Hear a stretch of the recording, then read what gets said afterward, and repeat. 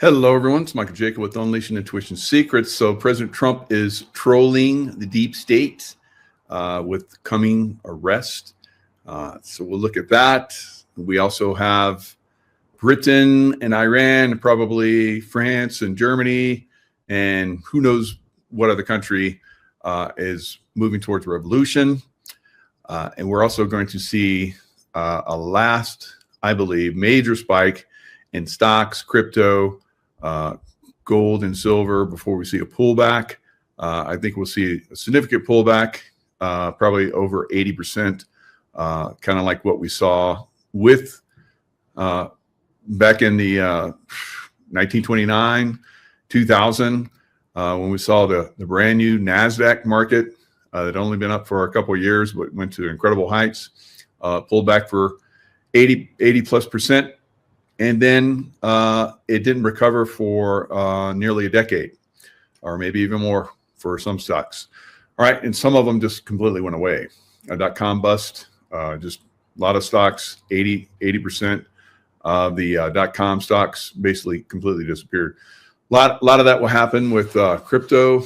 A lot of that will happen with a lot of the stocks that are out there right now. All right, so you'll have to, be very selective in what you put your money in. But there will be obviously opportunities moving forward. That I definitely, have, promoted silver. But even with stock market pullback, you'll see gold and silver pullback to a certain extent before they go to all-time highs. That will stagger everybody, right? So, absolutely. Laura, you're doing a juice cleanse while you're listening. Good job. All right. Keep it up. All right. Juicing. Good for you. All right. So we'll look at the market cycle towards the end. But first of all, let's look at some of the things that are out there as far as like Mamdani.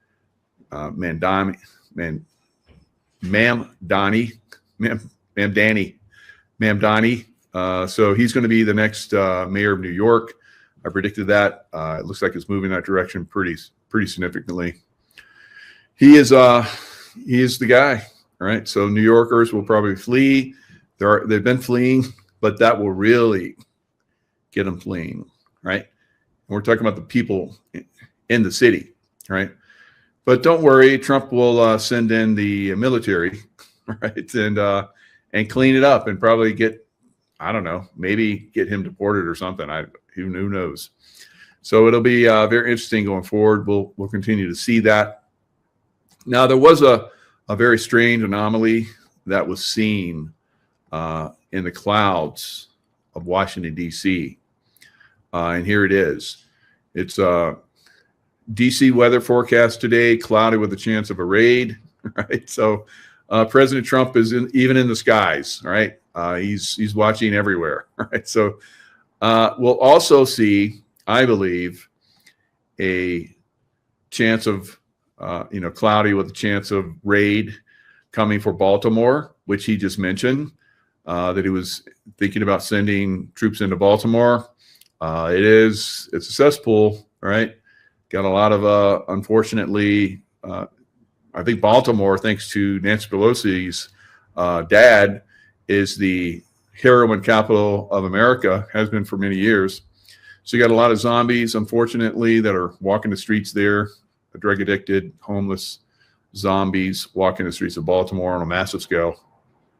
You also have that in another place called Philly, which I think will probably see troops as well. He's already mentioned Chicago. We already have troops in D.C. We already have troops in L.A., so it's starting to move in that direction, guys. Right? We predicted it long ago, and now it's starting to happen. Right? We said a lot of people said military was the only way. I was like, yes, but I can't tell you how exactly that's going to look. But now we're seeing how that looks. President Trump, started with L.A., and he's just going to spread it to all the big cities. Now, at some point, Boston, Massachusetts, probably Boston too. Detroit, Detroit's already gone, so it's already lost. But Who knows? Maybe. Can it come back? Possibly. I think so. At one time, it was, I think, one of the most prosperous cities in America. Now it's completely collapsed. They didn't have a Republican there in office for over 50 years. So we see, what happens when the Democrats take over and control, right? So they want to take over and control our country. They almost got away with it. We have to make sure that never happens again. Democrat Party goes away. Now, all parties, in my opinion, are going away. So don't say, oh, Mike, you're a Republican. Republicans are bad too. No. There's lots of people that are bad, right? I just picked the what I think, and sometimes I've been lied about or lied to or misled. George Bush, I voted for him, didn't vote for him the second time. Barack Obama, voted for him the first time. So you can't say that I'm just a Republican, right? I was lied to, misled that Obama was a change. There was all these spiritual people that were out there. They were misled as well. They said he's going to be the savior for America. And he was just another deep stater that helped destroy America on a very, very fast pace. Of course, his sidekick, Biden, came in, puppeted by the deep state, or at least somebody looking like him, that really hammered the U.S. down at a level and a pace that's never been seen before. So President Trump brought it back and raised it, even though they were constantly attacking him, trying to impeach him. All the people that he was bringing into, like Bill Barr and all the people that he was bringing in that he thought were good, turned out to be extremely bad and evil, right? So that's kind of where we're at, seeing a lot of this stuff collapse. Trump has done, I think, a magnificent job of exposing a lot of this. Now, the left, you can always see the left. They have this high opinion of themselves. I saw this as a military guy overseas. The left, to me, are like the terrorists that I used to fight overseas, guys. Their sense of reality is completely skewed, right? They're once they're faced with the stark reality of someone like me, right? Someone like Trump, it collapses their reality, and we're seeing that now. So let's look at Mamdani. He's basically trying to bench press.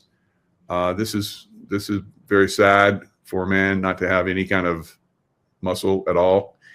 He overestimated. Mamdani's hilarious effort to bench press at Men's Day event leads to mockery. So he gets on the bench press. He's got this pretty buff guy that's helping him. It looks like it's less than 100 pounds. He's got a 25 on each side. That's 50. Looks like, I don't know, it could be a 45-pound belt. It could be a 25-pound bar. So it's under 100 pounds. So I don't know how much the guy weighs. You should be able to bench, a man should be able to bench press his own weight at least, right? But this isn't happening.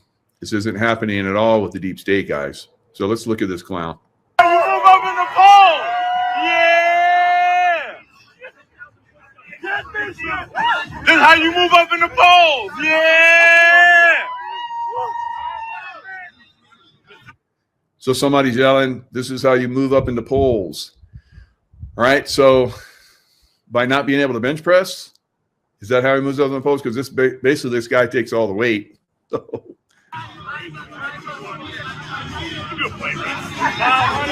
mean, he can't even lift the bar off. He has to have help lifting the bar off. All right, this guy's basically bench pressing for him. One. He's barely getting that. All right. They want to get three. They wanted him to get three, but he can't even get one. All right. So yeah, go ahead and clap and love that guy. You guys are going to find out. You're going to fuck around and find out hard, you people of New York. Your sense of reality is way lost, right? So we talk about this. We've talked about this for a long time. All right, Ma'am Donnie's arms will snap if he took that full load. I agree, Mercury rockets. Yeah, they would. So they knew that. And it's all a facade. All of these deep staters is just facade after facade, lie after lie. There's no truth in anything they do. They con the people constantly, and the people just want more of it. Con me some more. I love that con. That was a great con you just did there. What else you got? Con me some more. Yeah. Good God, what a loser. Yes, I agree with you, Belinda. So you do get shamed when a woman comes out and says you're a loser, right? Good job. Right? So, oh my God, it's very sad. All right, very, very sad. All right. Now let's look at a little bit more. Now President Trump is trolling, or at least Dan Scavino, who's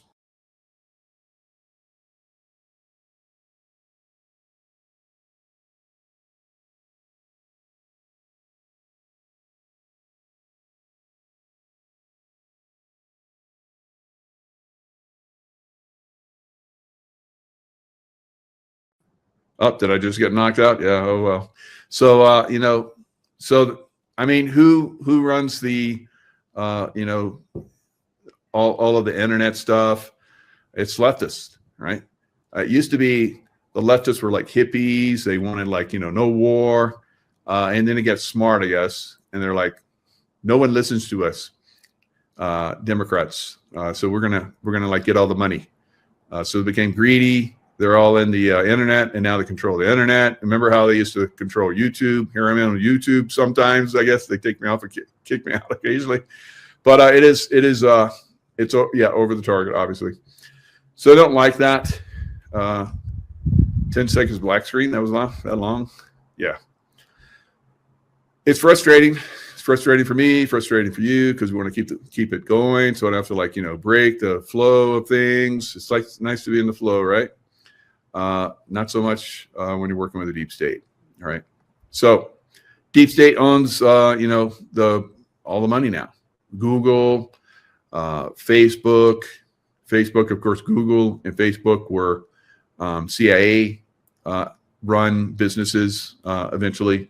So both of them, they funded Google, and then of course Google bought YouTube, and so all this stuff is controlled. Fortunately, we had a pushback. We had, X was bought out, or Twitter was bought out by Elon. Turned that around. Then now it's slowly, as we're seeing, because I'm back on YouTube, slowly but surely we're getting back, and we're getting this. But still, they interrupt us and they do all kind of crazy stuff. So that's kind of the way it is, guys. We just adjust, go with the flow, and keep it going, right? So let's look at President Trump basically trolling these people. And I think he does a really good job of that. So get your popcorn ready. All right, now look behind him. See that sheriff badge? Remember that mugshot when he got arrested in Georgia and they had that sheriff's badge in the background? So here he is eating popcorn. He's basically telling us, get ready. The arrests are coming. Get ready.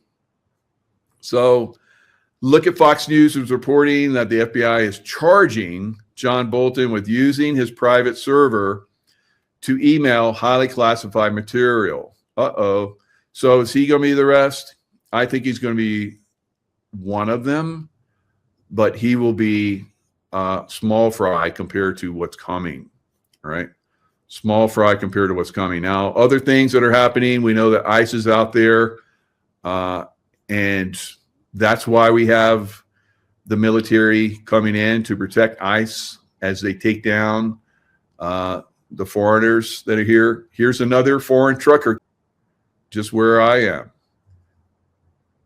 So this trucker is basically trying to turn around. If you saw the one that happened with the other trucker, the guy from India, He was basically trying to avoid going through a truck stop. So he turned his truck around illegally, and a car went under his truck, and 3 people were killed. So here's another one. So now we need to put ICE at way stations and truck stops along with the military, right? Because people are going to protest ICE, and you have to have the military to protect ICE, and then you have to have that's the National Guard, and then you have to have Marines protect the National Guard, like we had in LA. Where they're going to go next? Where are they going to go next? Now, another thing we're having. This is now. Check out these 2 girls. They're being harassed. They're being harassed by illegal aliens. And watch what this girl does. Fucking kid bastards! Show the knife! Show the knife! Show the knife! Away from us! Show the knife! Show the knife! Don't touch her! That's it! That's it! Show the knife! Show the knife! That's it! Don't fucking touch my little sister! She has fucking 12! Wait until I fucking touch you! She has fucking 12 and you just battered me! Wait until I fucking touch me! Yeah, show the knife. Marat. Yeah, I don't know what he's saying, but he's taunting her or something. It sounds like. So my comment on this was, where's the British men who once ruled the world, where the sun never set on the British Empire, replaced with savages? And these young girls have to protect themselves because the British Empire is no longer, right, and it's collapsed. It's collapsed. So how do you get your country back? Well, you're going to have to go out and protest, right? That's the way these things happen, unfortunately. So we've seen this. I've talked about it for a little bit. I said there's probably going to be. I think that Iran is going to fall, and the people are rising up. There's like attacks that are happening in Iran. That's happening. We're going to see more of this. We're going to see probably this happen across Europe. That's my best guess. Now, and the only way, and that's got to happen because these people aren't going to back down. So let's look at England. So the people are starting to protest there.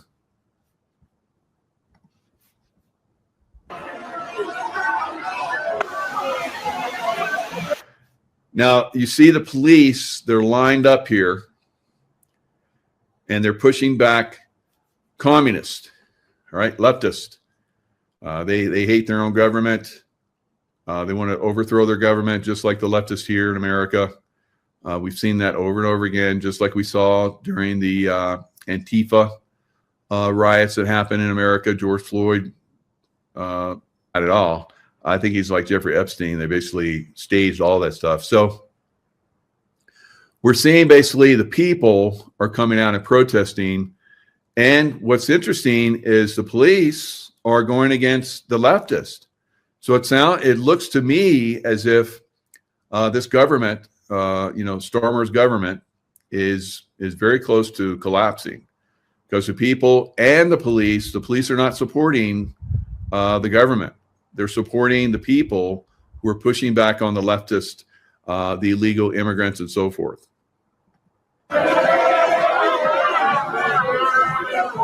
are protesting against their own country. It's weird. The left. Look at that guy.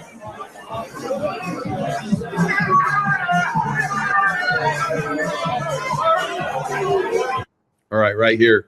So this is, I think they call it get out the flag, something like that. So right here, as you guys can see, deport illegals now, stop the boats. So, of course, England is an island, so they're coming over on boats. And it's going to continue, I think. These protests are getting bigger and bigger. Now, this is Tosi TV.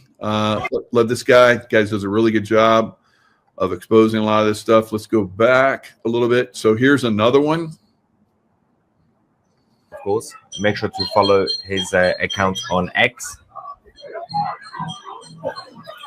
The police are now charged towards Antifa and the stand-up to racism, and of course they got the SWP flags as well, as you can see on the left, the red, yellow one. That's the Socialist Workers' Party.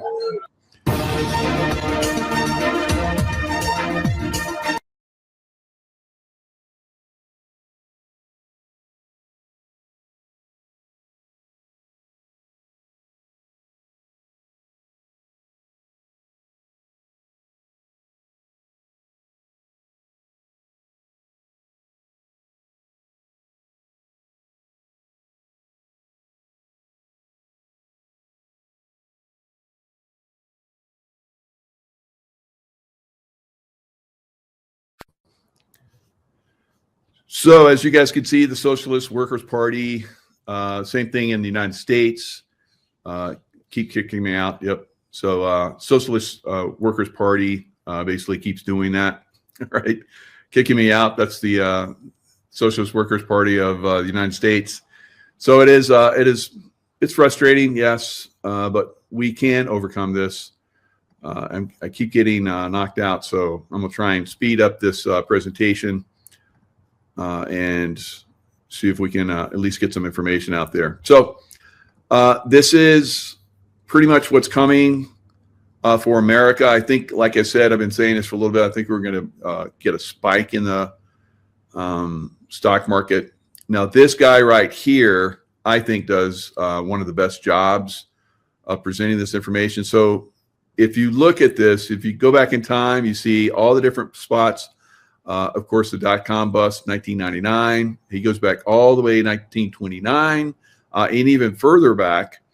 Every time the stock market has crashed, it's mapped out. So this guy he's got this crazy pattern that keeps repeating itself. So we saw 2016 was the top, and then we had a crash. 2023, 2022. Remember when it went down, and then it hammered up again. So he's saying that 2026 will be the top. It could happen a little bit before then. It could happen a little bit after that. It could be in 2026, but it will crash. And he says, like I've been saying for years now, we're going to have a stock market crash of 80 to 90%, maybe even more. So looks like 2030 is so about 4 years crashing. And then it pops up. Now, will it take 4 years to crash? No, I think it crashes within a year. And that's what happened with 29. That's what happened with 2008, 2009 timeframe. And then, of course, the dot-com bust. All these different crashes happen very rapidly. So you'll see a pullback like I've talked about, and a little bit of pullback in gold and silver. But within a few months, it basically takes off and it goes to all-time highs. Now, I'm going to show you how these guys basically say that it's going to go to incredible heights. So it could be you just want to hold it. It goes down, you buy more, and it goes up. You could, do 25 to as much as 50% on the stock market. I don't recommend it, but you can. If you're still in stocks, you should be dollar cost averaging into silver, regardless of whether you have an IRA or whatever. So this guy talks about all of the stuff that's coming. Goes along with your expectation too. A top in 2026 or maybe the end of 2026 should then last all the way, as we can see there, the bottom is the 2032, early 2030s. Do you have any thoughts on this? A lot of people are predicting S&P 6,000, which it may happen. And Yes. I said, we're predicting Dow 6,000. Okay, so Yeah. yes, we're really, really bearish. So I think this being the biggest one of all.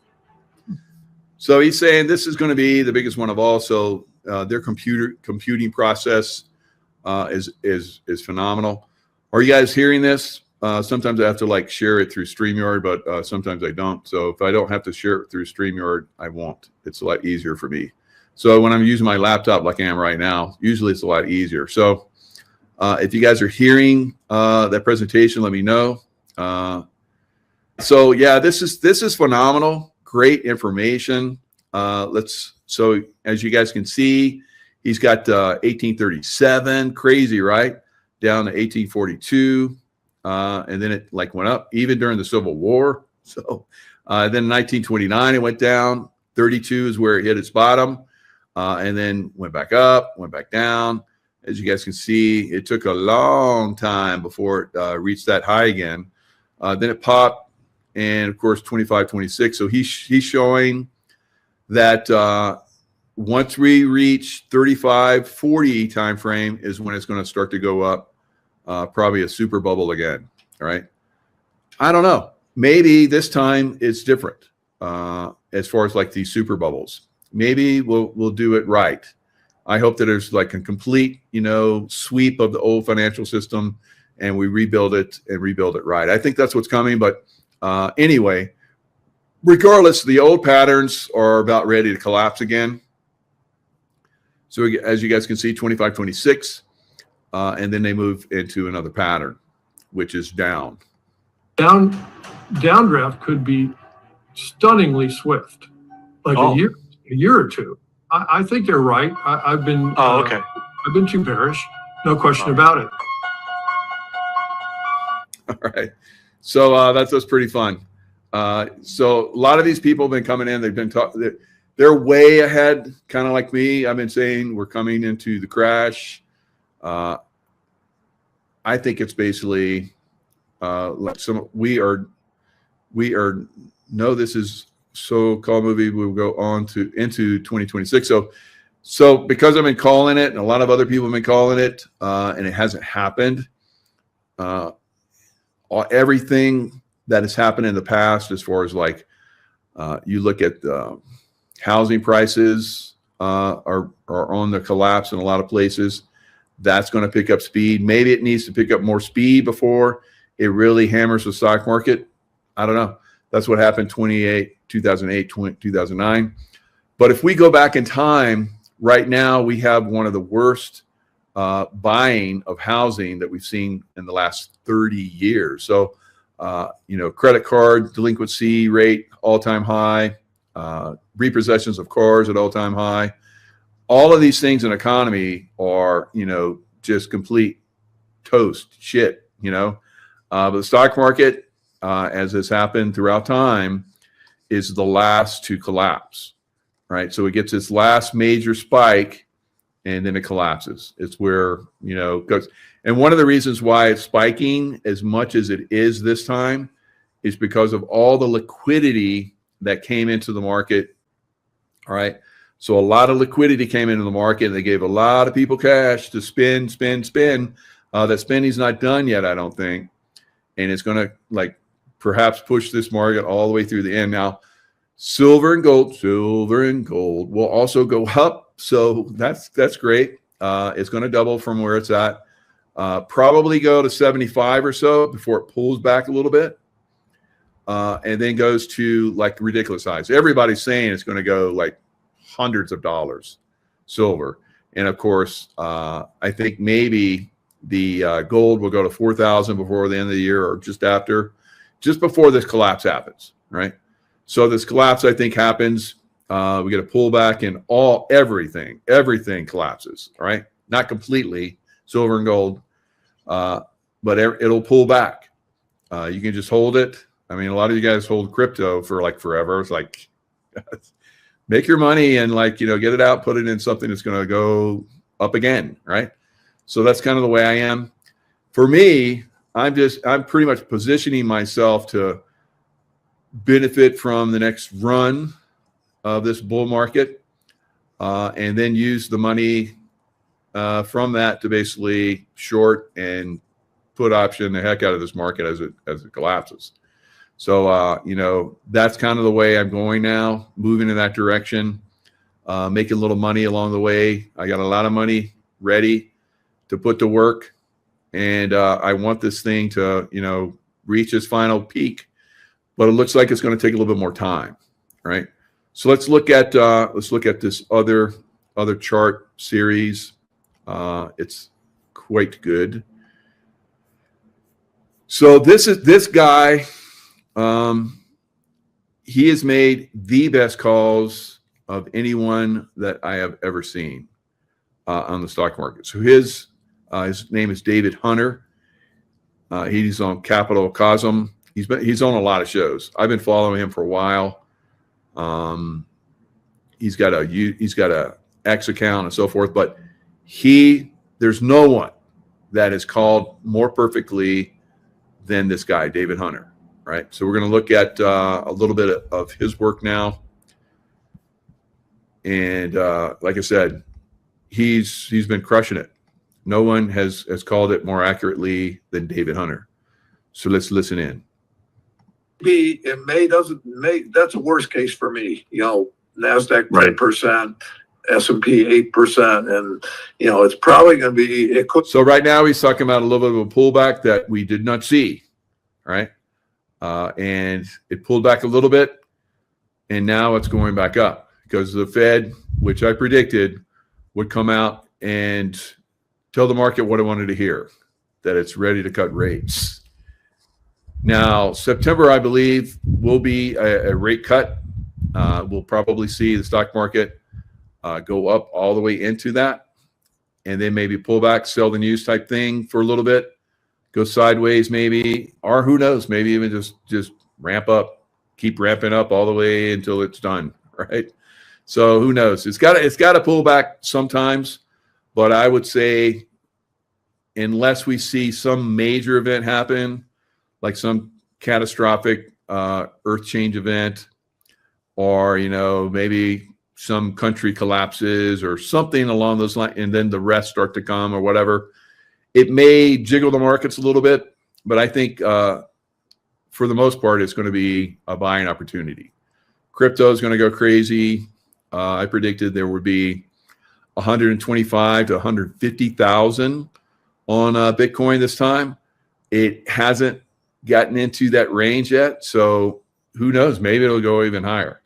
But at this point, all you're going to see, I believe, at the most is 25 to 50% on your investments, unless you get something that's really good. Now, XRP has a very good chance of like doubling from where it's at right now. Yes, I took advantage of it and quadrupled. Right, I like multiple doubling. Right, so I don't like just one. So now you're like, well, you're in silver. Yes, silver has already doubled for me, and it's about to double again. All right, so multiple, 2x, 3x, 4x. That's what I want. Now, I believe that it's probably going to pull back, like I said, because it has in every other crash. Everybody gets spooked. They sell everything.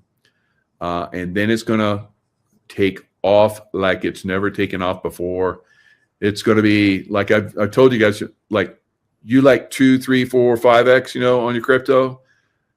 Silver and gold will make that like child's play in the next round. In the second round. So we'll say the first round will be taken off into probably the end of the year, into the new year, doubling from where it's at, maybe even more.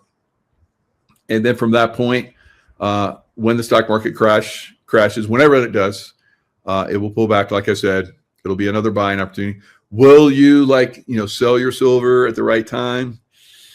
It's dicey. It's dicey, and you might sell it, and then it doesn't pull back. I don't know, but I'm kind of looking at selling a little bit and putting that back to work. So that's my plan. That could change. Don't go by what I say. All right, never go by what I say. Trust your own intuition. Do your own research. I'm not an investment professional advisor, although I do well. I do extremely well because I've learned. I'm a great observer.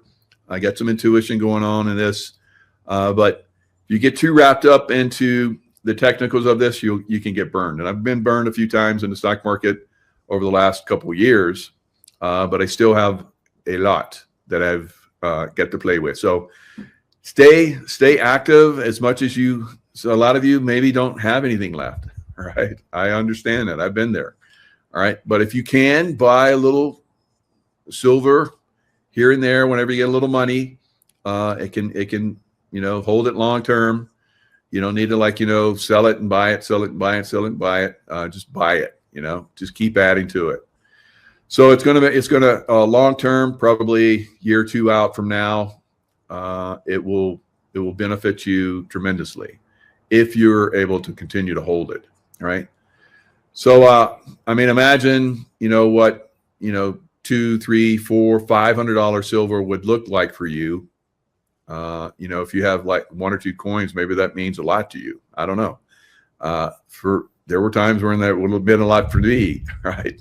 But now I have a nice holding of silver and gold and platinum. So at some point it will go up. Now here's a little bit more. This is David talking about his targets. His targets are pretty substantial in the stock market. And like I said, he has been accurate consistently. I follow a lot of people, and some people that I follow got me in a lot of trouble, but I've never been in trouble with David. He's done a really good job. Very well be less than that, could be half that. So you just have to kind of let this little sell-off, this little correction play out.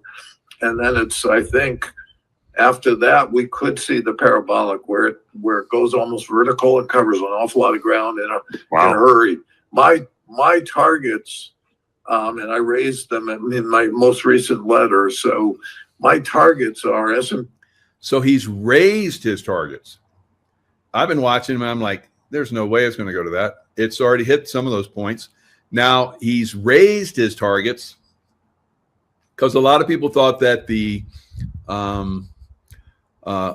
tariffs were going to be like catastrophic for the market. Remember, the market, just collapsed in April, and then they just went back up, and it's been kind of parabolic since. It's going to continue to be parabolic because he talks about how the tariffs were they're good for the market. All right, so he's actually added, and will Trump be able to do more to keep goosing the market? I don't know. Maybe he's going to keep this going, so we have to be very flexible. Don't get stuck on any numbers, right? It could be, I don't know, maybe something catastrophic happens tomorrow and everything collapses. So you got to be, that's why I say be in silver. Because even if silver sells off, it's going to go back up to an incredible height at some point, and in the short run. So I've been in and holding silver over the last several years. Like I said, it's doubled for me. And then some in some cases, but it's going to double again. So that means I'm 2-3x on a lot of my silver. It'll be the same for some of you. Even if you get in now, you're probably going to double your silver sometime towards the end of the year or beginning next year. 8,700, NASDAQ 30,000. NASDAQ 30,000. So NASDAQ right now, I think is like 22. I don't know which NASDAQ he's talking about, the 500 or 100, but it is going, that's substantial. That's 20-30% move. He's talking about he talks about the S&P, the Dow going up to significant levels. The Dow 60,000 and the Russell 2000 I have raised up from 3,300, 3,400. If you do the calculus on those, I'm talking 35 to better than 50% from here in the markets. Okay, so there you go, 35 to 50% from here. Now, crypto could be the same. Some crypto will be more. Like I said, XRP will probably be 100%, maybe more. I don't know. Is it worth getting in? Maybe you just take the profits from some of these cryptos that are going to rocket, and you move it over for the great fall, right? So if you know how to play options, put options, if you know how to short the market, it could be good. Now, puts and shorts have not done so good since April, right? So a lot of people have said the market's going to collapse. David Hunter has said, no, the market's going to go up. He has been right. And he's saying the market's going to go higher. So I don't know where your investment ideas are. Just let this be something that helps you. There's a lot of people that are out or have sold. Berkshire Hathaway, Warren Buffett has been out, pretty much been selling everything. He's been going to cash, and that's usually the way the big dogs do it. Us retail, small time investors, we keep hammering away at it a little bit longer. But if we're savvy, you're not going to wait until it goes up 35, 50% and say, damn it, I missed it, I'm going to get in, and then you lose all of it. All right. So just be careful out there. I've talked about, how I'm not really in the market like I was before. I'm going to play a little bit probably over the next, seeing what David has been saying has been accurate. But I'm not going to put a lot of capital to work because, like I said, we're in very unknown territory. We don't know exactly what's going to happen going forward. All right. So he goes on to talk about how, like I just was talking about, a little bit of a pullback. And then he goes higher, maybe even more pullbacks, sideways, and then higher. So a lot of you guys are thinking, all right, I'm gonna put my money in there and I'm gonna be rich tomorrow. No. You have to be very patient on some of this stuff, but you have to be very nimble. Some of you are going to put money in, all your money. You're going to bet on red, and red's going to go down, and you're going to just sell it, and then red's going to go up, and you're like, oh, damn it, I missed it, and you put it in a red, and then red's going to go back down again. So that's the way, unfortunately, most investors are. 90% of investors are like that. And then you have another 9% that make a money occasionally, right? That's the way most of my investing career has been. But now with intuition and so forth, it's been better, right? Much better. I'm not tapped into this manipulation that goes on. The only way you can overcome that manipulation is use intuition, right? And intuition even doesn't work all the time because they know that there's intuitive guys like me that are out there and they're like, they send out the signal, the intuitive signal that I'm tapped into, and then they change it, right? I've seen a lot of that. You see the weather behind me. This is a great example. I talked about this on my show with Sherry Divban, where we talked about a lot of these energies and so forth, consciousness and stuff that's going on. We always go deep. We've been doing this for years. We're tapped in. She's incredibly tapped in. Now, I talked about how for several weeks, now I did get a little bit of rain about a couple of weeks ago because you guys know that I'm the weatherman, right? So I can move weather around. I can do a lot of things. I can send love to people that need to go bye-bye, and they go bye-bye. So that's the unleashing intuition, remote influencing that I teach. So anyone can do this. It's pretty much just prayer, but you have to be flexible in this because if you're doing the same thing, we talked about this, if you're doing the same thing constantly, AI and, all these things that are out there right now to, overcome our consciousness and keep us locked into slavery, they watch us and then they learn what we're doing and they shift, right? But they can only shift a little bit. Now we can shift on a dime. I can shift on an atom. That's how fast I shift. All right. I'll shift on an atom. I don't need a dime. I shift so quick and so fast. But I have to see what's going on. So with the weather, it's about to rain here, and I think it looks like it's raining in the distance.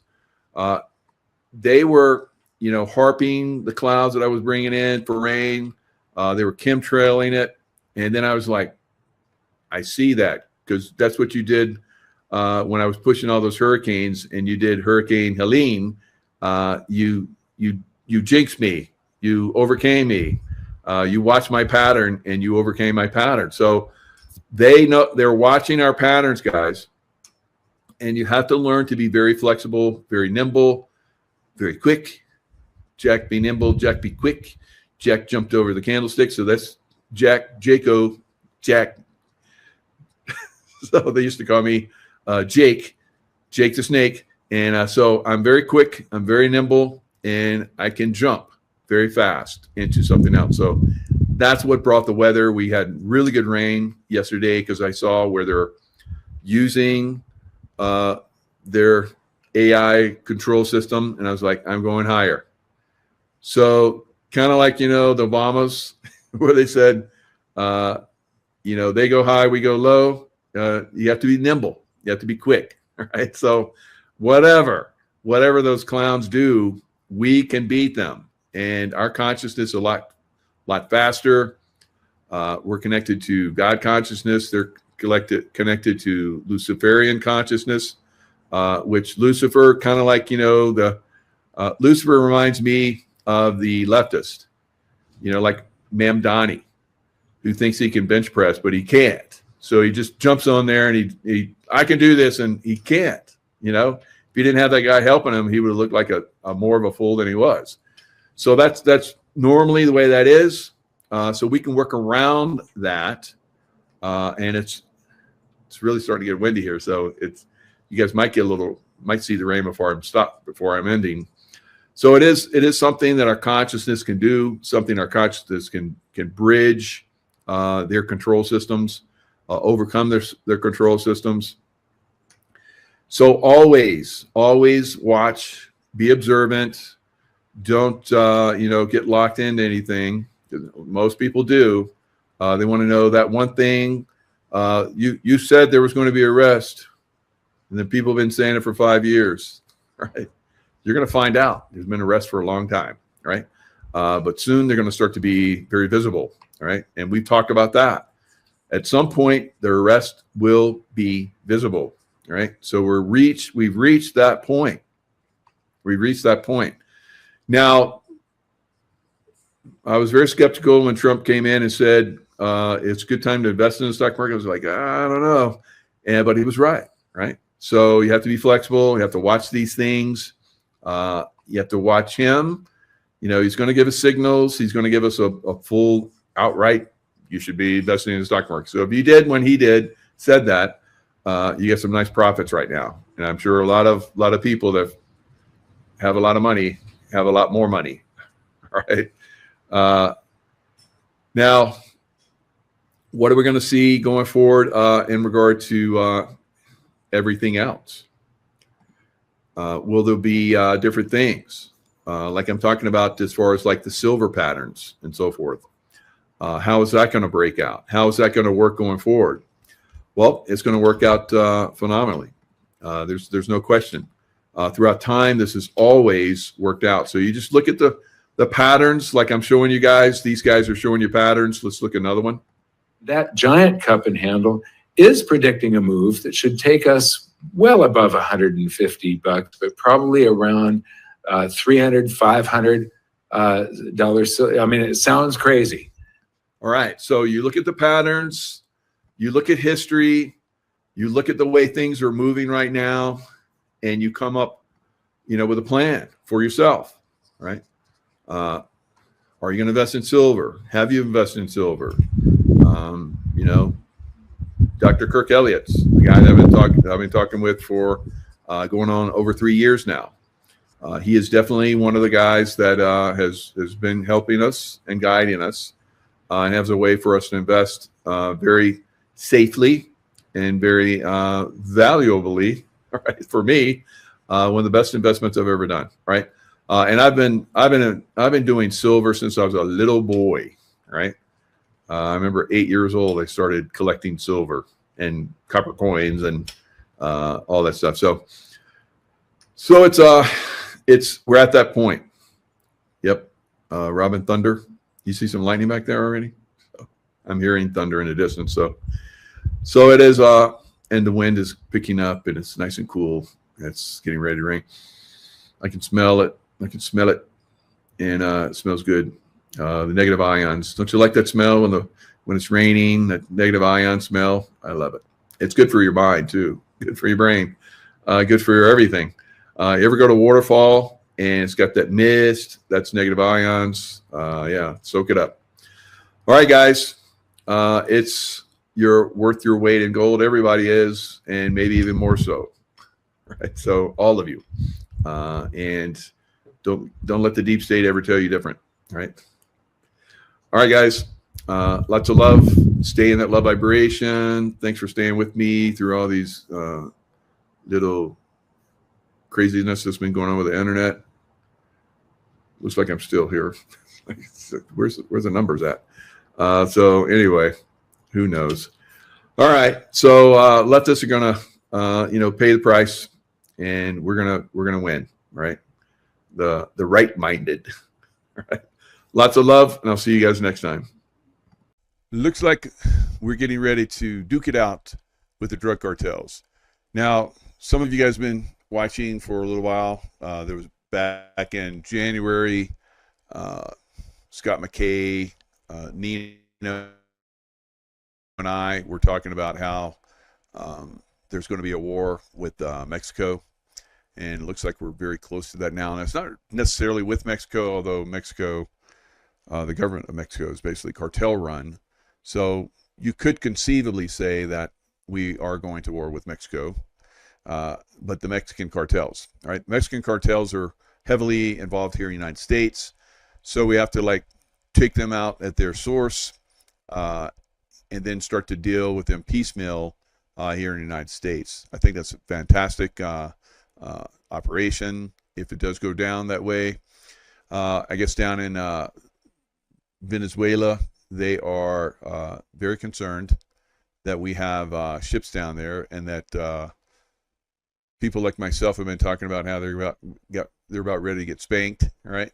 So we had Pam Bondi basically come out and say $50 million bounty on Maduro's head.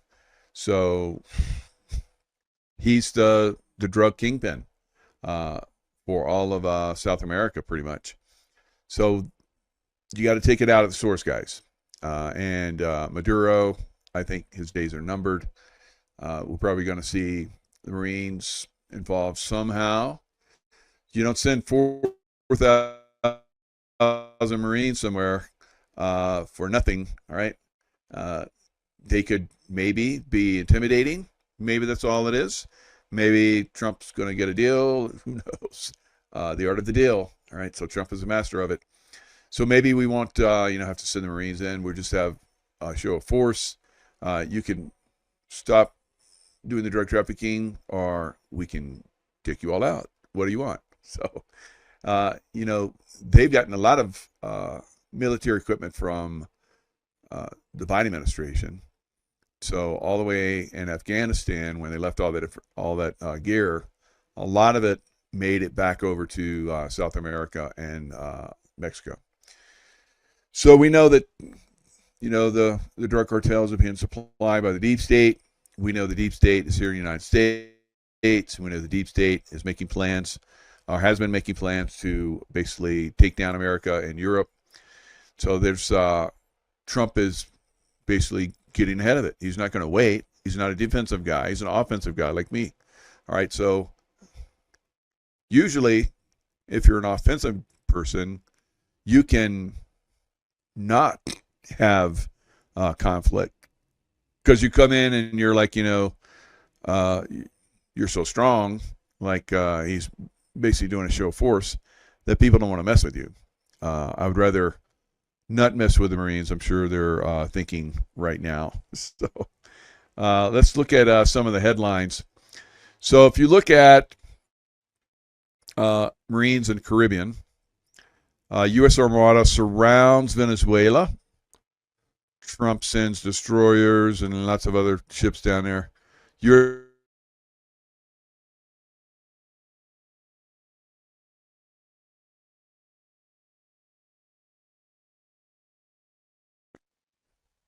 So all of this is going down now. So as U.S. warships approach Caribbean waters, Maduro mobilizes 4.5 million militias. Really? Probably not. Right? Probably not that many. That's the deep state media trying to stir up fear amongst the population, I believe. So Norfolk-based USS Iwo Jima, now heading to Caribbean, South America. That was 3 days ago. So you don't deploy Marines unless they're going to do a landing. Because I've been on the ships back when I was a UDT guy, underwater demolition team. And we did beach landings. Of course, the SEALs go in before the Marines go in. We go in twice before the Marines hit the beach.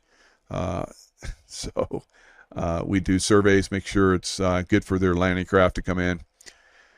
I don't know what they do now. Maybe they do it by remotes. I don't know. So back in the day, we used to swim out there and have lead line and slate.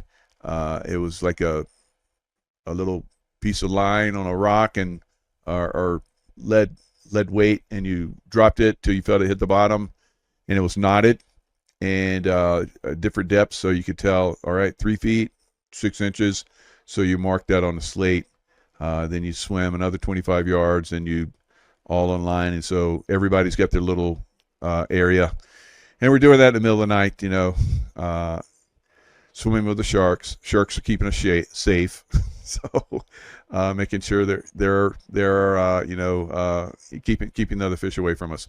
All right, so you just do that, and I'm sure that could be easily done because I know they were doing that when I left with submersibles. All right, little tiny submarines that can fly along and do all that. So men don't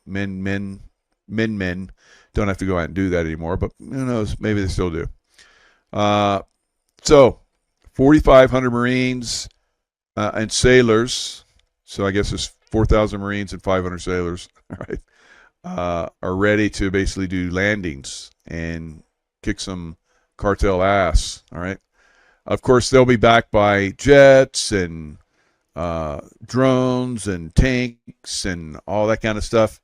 It would be very, very interesting, and I'd like to see that happen. So I think they're going to like invade somehow Venezuela, or maybe just intimidate them into surrendering.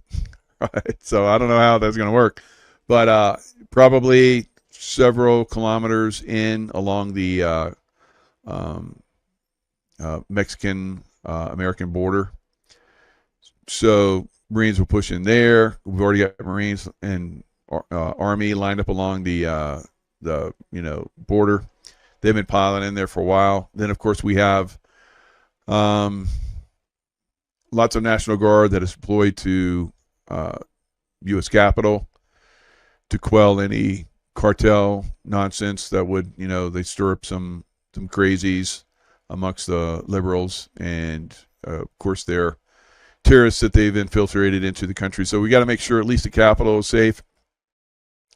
But I think we could very easily see, and they'll use the excuse, well, look how bad New York is, look how bad Chicago is, look how bad L.A. and San Francisco and Detroit, and I don't know, just send the Marines and the National Guard into all those cities, right? So, and then when the cartels try to, start a takedown of America, that the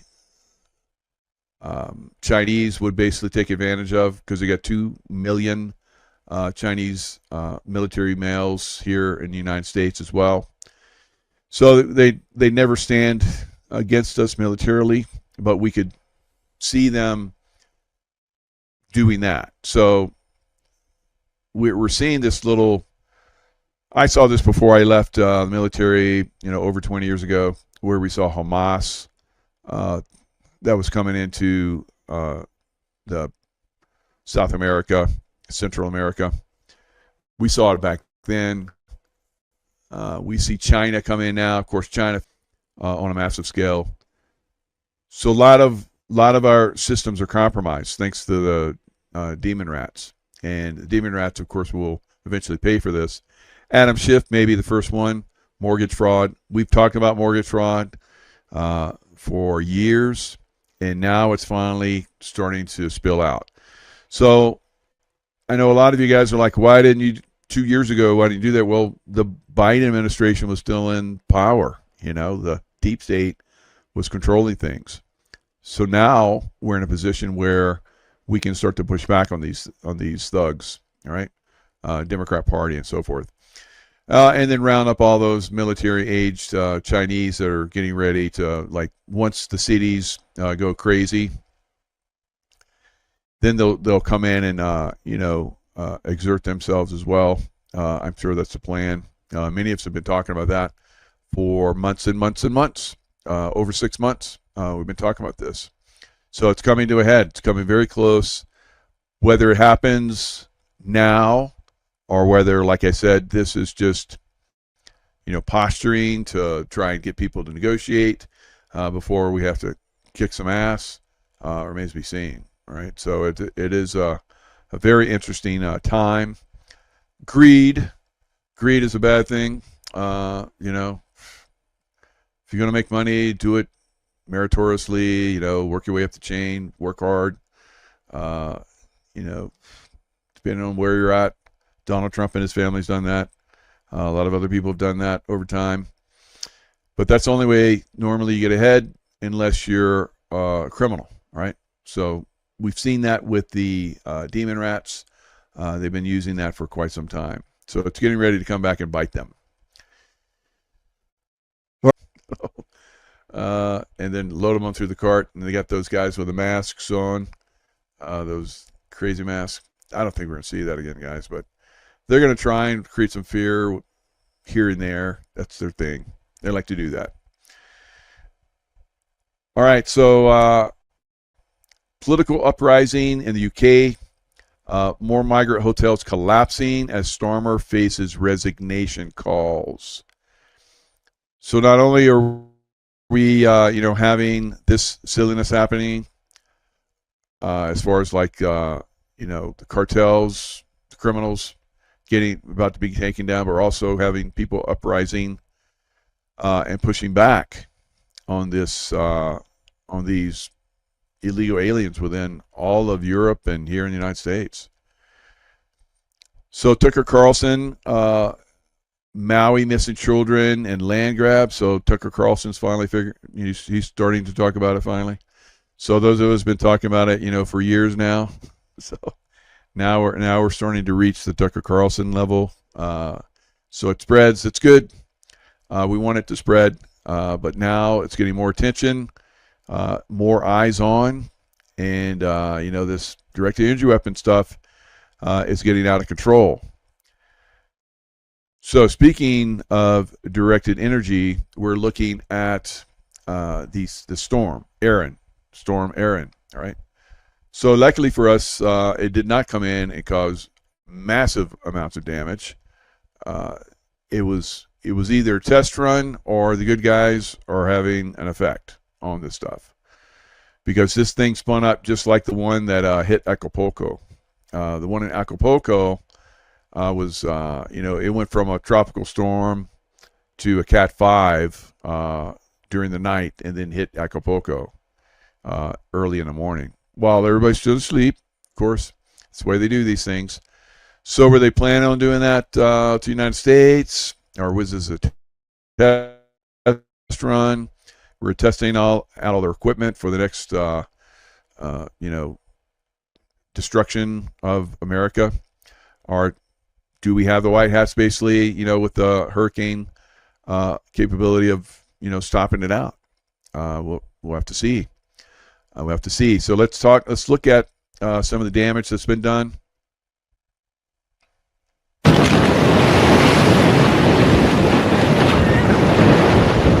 All right. It's definitely feeling like a hurricane is sitting right off the coast of North Carolina.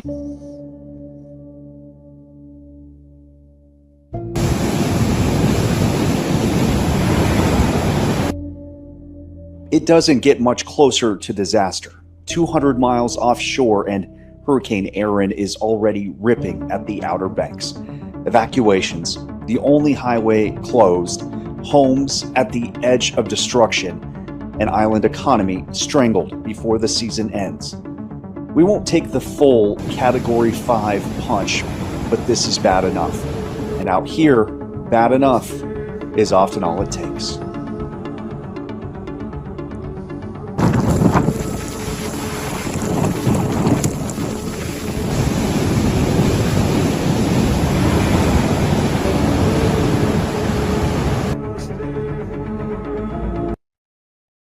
Because of the force of what you're seeing out there. Rodanthe is disappearing. 10 to 15 feet of coastline gone every year. A decade of that, and you see how much the ocean has already stolen. In just 5 years, 11 homes have been ripped off their foundations and fed to the sea. Half of them in the last year alone. And here's the kicker. Not one of them has fallen to a hurricane. Yet. That second house over there? Yeah. There was a house next to it, and the last time we got long swell, the house right next to it fell into it. You can see there's a big chunk out of the house inside where the other house fell. If you've ever lived through a hurricane, you know once the wind dies down, the power stays out. All right, so it's like they didn't get that much of a hit. All right, so they lucked out. So that's a good thing. And power of prayer. That's the power of prayer. Okay, it's power of love. Hugh Lewis sang that song. It's the power of love. So I just changed the wording a little bit. Power of prayer. So it is very effective. We're seeing that right now. We've talked about that. Remote influencing. I've talked about that for years. I demonstrated it, and it looks like we may have had an effect on that. So that could be good. White hat, power of prayer. We're kick the deep state ass. All right, keep it up, and it's probably really going to need that going forward. I think this was a test run, unfortunately, and it's going to get worse before it gets better. All right, we'll see. Now, the next thing we're going to look at is how they basically create these storms, how they spin them up so fast. Hello, everyone. I'm Tracy Derwin, and I'm here with Shane Buell. All right, so Brush Junkie, basically, these guys are definitely should be on your list of people you pay attention to. We're going to see them talk about, I've talked about this for a little bit, and here's some good evidence of it. Seen this kind of activity before, and that actually occurred during Hurricane Otis back in. So the same thing that happened like at Otis, like I was telling you about the Acapulco, that went from basically a tropical storm to a Cat 5 with over 200-mile-an-hour wind gust. Aaron at one time had, I think, 204, 205-mile-per-hour gust. So it is, and it ramped up within less than a 24-hour period. Same thing that happened with Otis. We saw that with Aaron. Now, how is that happening? Is that natural? No. In October of 2023, just before Halloween, Hurricane Otis went from a tropical storm to a Category 5 hurricane and then struck Acapulco and then broke up immediately afterwards. So one thing I wanted to point out is that Hurricane Otis also had these similar surface aerosol injections going on. And I have a video by Bruce Douglas who first pointed this out. And I'm going to show that here. Let's take a look. We're going to slow it down here. So this is the tropical storm. And I'm seeing these little sudden bursts of clouds going and then dissipating. Like it looks like they're trying to whip something up. I see this burst right here happening. And now watch this right here. You're going to see something that feeds into this. And this is actually what they caught. It's earlier in this video. So if you want to go back and look at it, you can see it right in here. But they fed something into this hurricane that basically really cranked it up. So here's a little burst, kind of coming out of nowhere, But what's most interesting is what happens when a big aerosol comes in from the side. So they're calling it an aerosol. Now, you're going to see that, like a lot of us thought this was being dropped by airplanes and so forth. No, they have a lot of ships out there that are doing this, guys. Former oil tankers that have been outfitted to basically aerosolize these hurricanes and spin them up. All the yellow is extremely dense material.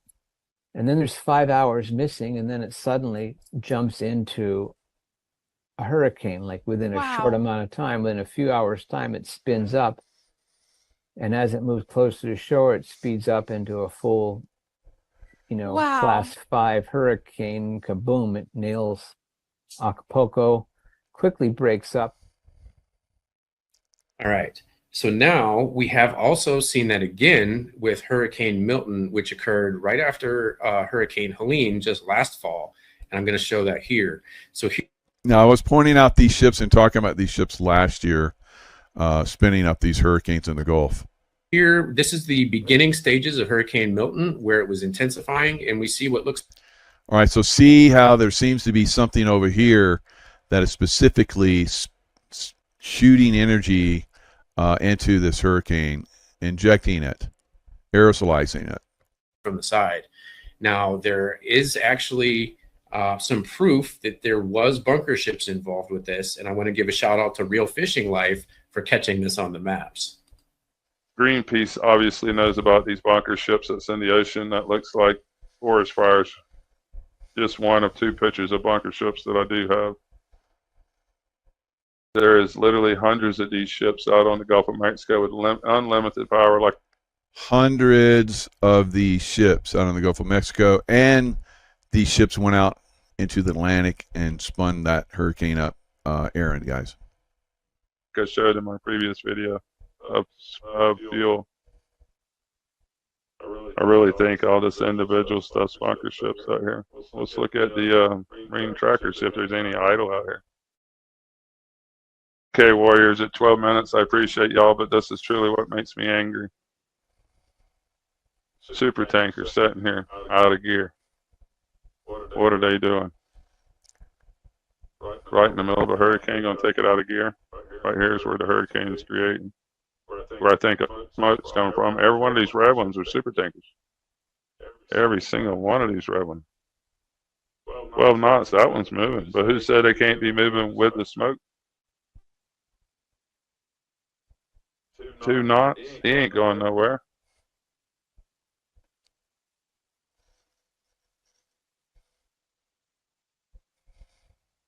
Two knots, he's not going anywhere. What is going on out here where these hurricanes are? 1.2 knots, he's not going anywhere. Why are all these super tankers sitting out here in the ocean not moving? Where the storm... In a hurricane, they're sitting out there. Now, normally ships, as a hurricane comes, they get out of the way. Right? These ships are basically hunkering down and spinning this hurricane up. Is being built. They have ships out here pumping this material out.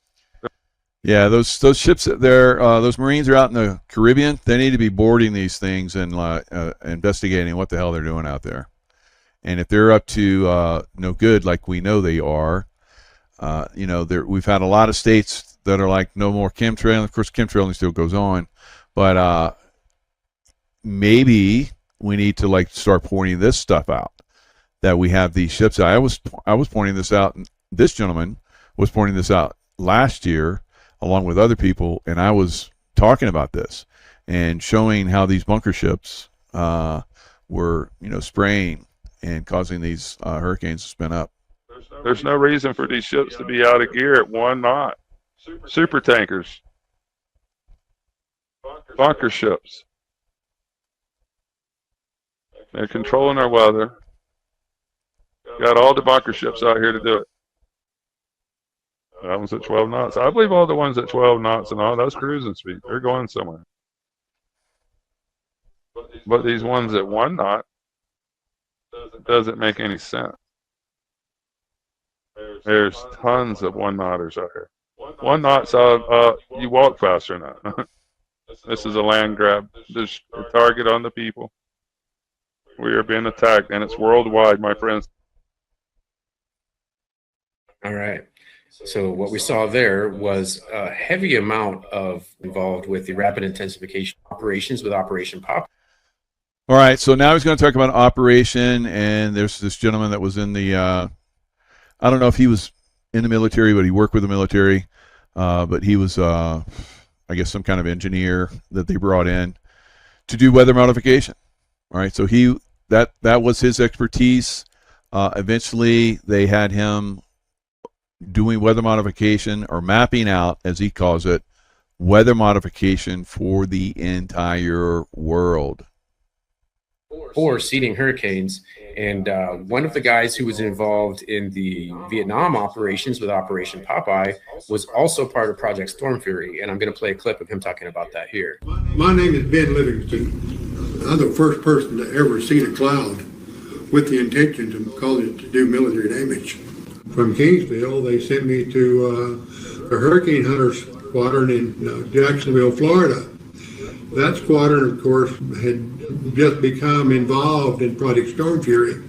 So when I reported to that duty station as a meteorological engineer, I was immediately designated the military member of the Storm Fury Advisory Board. We were the first ones to fly into hurricanes for the purpose of modifying them, if you will. That was Project Storm Fury.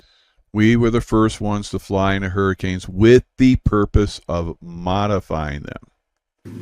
I began to be extremely confident that we could do about what we wanted to with a hurricane. Project Storm Fury had been going on since 1961, and they had already done, or had done 2 experiments, one in 61. So all right, so you see the flying and seeding the hurricanes here. So he's extremely confident that we could do whatever we want. This is a while back. So obviously they're extremely capable now. So look at, what is going on, or what went on with Hurricane Aaron.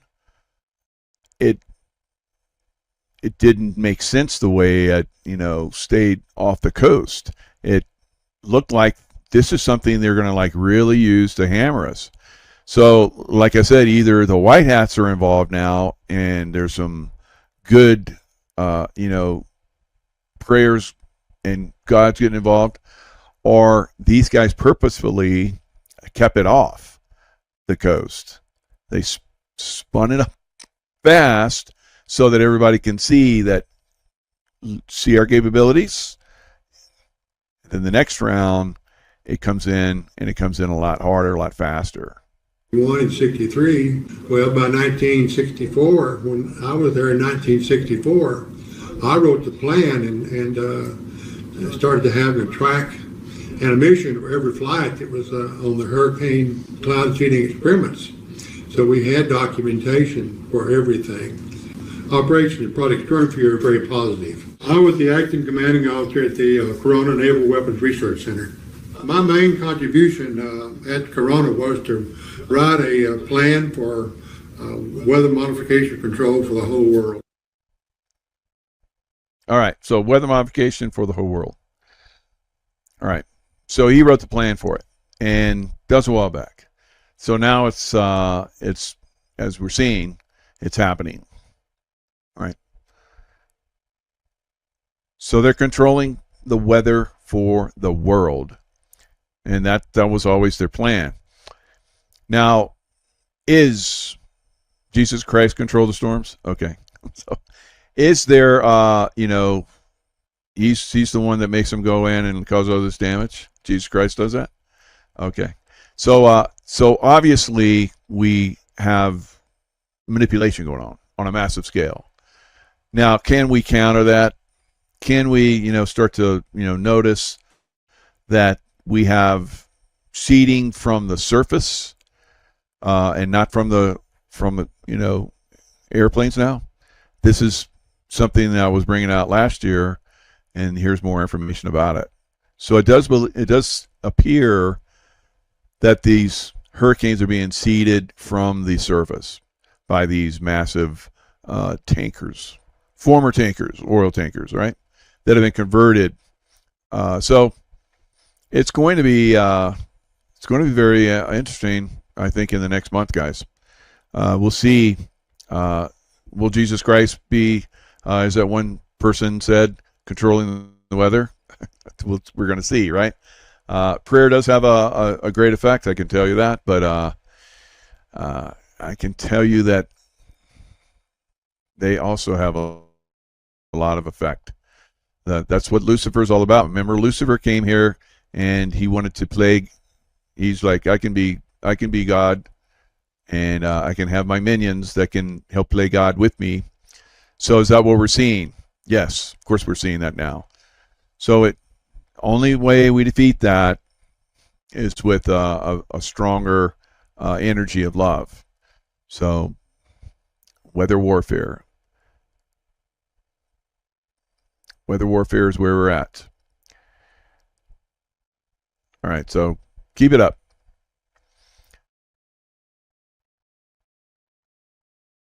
All right, gold trading sideways as investors brace for Jackson Hole insight. So Jackson Hole, maybe tomorrow they'll come out with some comments about where they see. That's the Fed. They go to Jackson Hole every year and probably buy up all the hotels, and they're like doing, some hinky type stuff out there. They're what is it? Eyes wide shut type stuff. I remember I came back from a trip. I'd parked my my Range Rover at a Hilton, and I said, can I? Because I used to leave it there. When I go out on a trip for a couple months for the CIA, I'd fly back into Dulles, and there was a hotel that was close there. I would leave it there for a period of time, and they pick it up when I came back, and they were cool with that. So I've done that many times at this Hilton. This would be the last time I've stayed at this Hilton. They told me, when you come back, you can leave your car there. What time are you coming back? And I told them the time. I said, okay, when you come back, you get in your car and you drive away, and you don't come into this building and you don't hang out. I was like, okay. So I came back, and I've been gone like a couple weeks. Came back. They had like the hotel bus. I got out of the bus, and as I'm with my luggage, and as I'm going to the car, we see eyes wide shut type people walking into the hotel. They had rented out the whole hotel. And I remember I was staring at it. I'm like, what? And the guy that was dressed up like those people in Eyes Wide Shut, he looked over. He felt me looking, I guess. So he looked over and he stared at me like, and I was like, okay, I'm getting in my car. So I went and got my car, and I was like, hope he's not taking my license plate number now. And I drove away. Wow. So that's probably happening right now in Jackson Hole. Probably got a bunch of those hotels, getting eyes wide shut. Probably some sacrifice stuff going on, orgies and all kind of shit. All right. And then they're going to come out and they're going to say, okay, this is the way the world's going to be. We're going to do the monetary thing. So the stock market has been down for the last few days in anticipation. Will they come out tomorrow, tonight, whatever? Probably not tonight because they're getting eyes wide shut night. But tomorrow, are they going to come out and say what the stock market wants to hear? Probably. And then we'll see the stock market turn around again, and crypto go back up because it's down pretty good. So maybe a little blip that because stock market doesn't always go straight up, and they need these little pullbacks so they can have reasons to make it go higher. Right? So we'll see. Or maybe they're planning. They've told everybody we're going to crash the market on Friday and into next week. So get your money, put it where you can benefit from that, and we'll see. But they control the markets, guys. Tomorrow we'll see what happens. If you're smart and you're not in the market, you're doing nothing with the market. Your money is in silver. All right, you should be in silver. You should be in LifeWave to take away stress and keep your body nice and calm and cool. And if your job goes away, you got a potential of earning income. So by sharing LifeWave, so that is what we're going to probably see tomorrow. I think probably the stock market is going to take off again. It's just a little scare, so get the shorts and the put option guys to like put a bunch of money down so they could take it away from them. The casino. So yeah, I don't recommend being in the casino right now, or ever again, until it basically collapses and something new started. Right. So that's pretty much where I'm at. I'm completely out of the market, and just building a Lifeway business and promoting silver with Dr. Kirk Elliott, who will be on tomorrow. We'll probably talk how this is going to go in the future. Yes, LifeWave with Walter X39 for life. Yep, very good. Okay, guys, just a quick get on to share.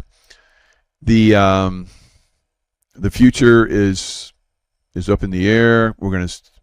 I think we're gonna see probably some we have to see the cartels taken down somehow.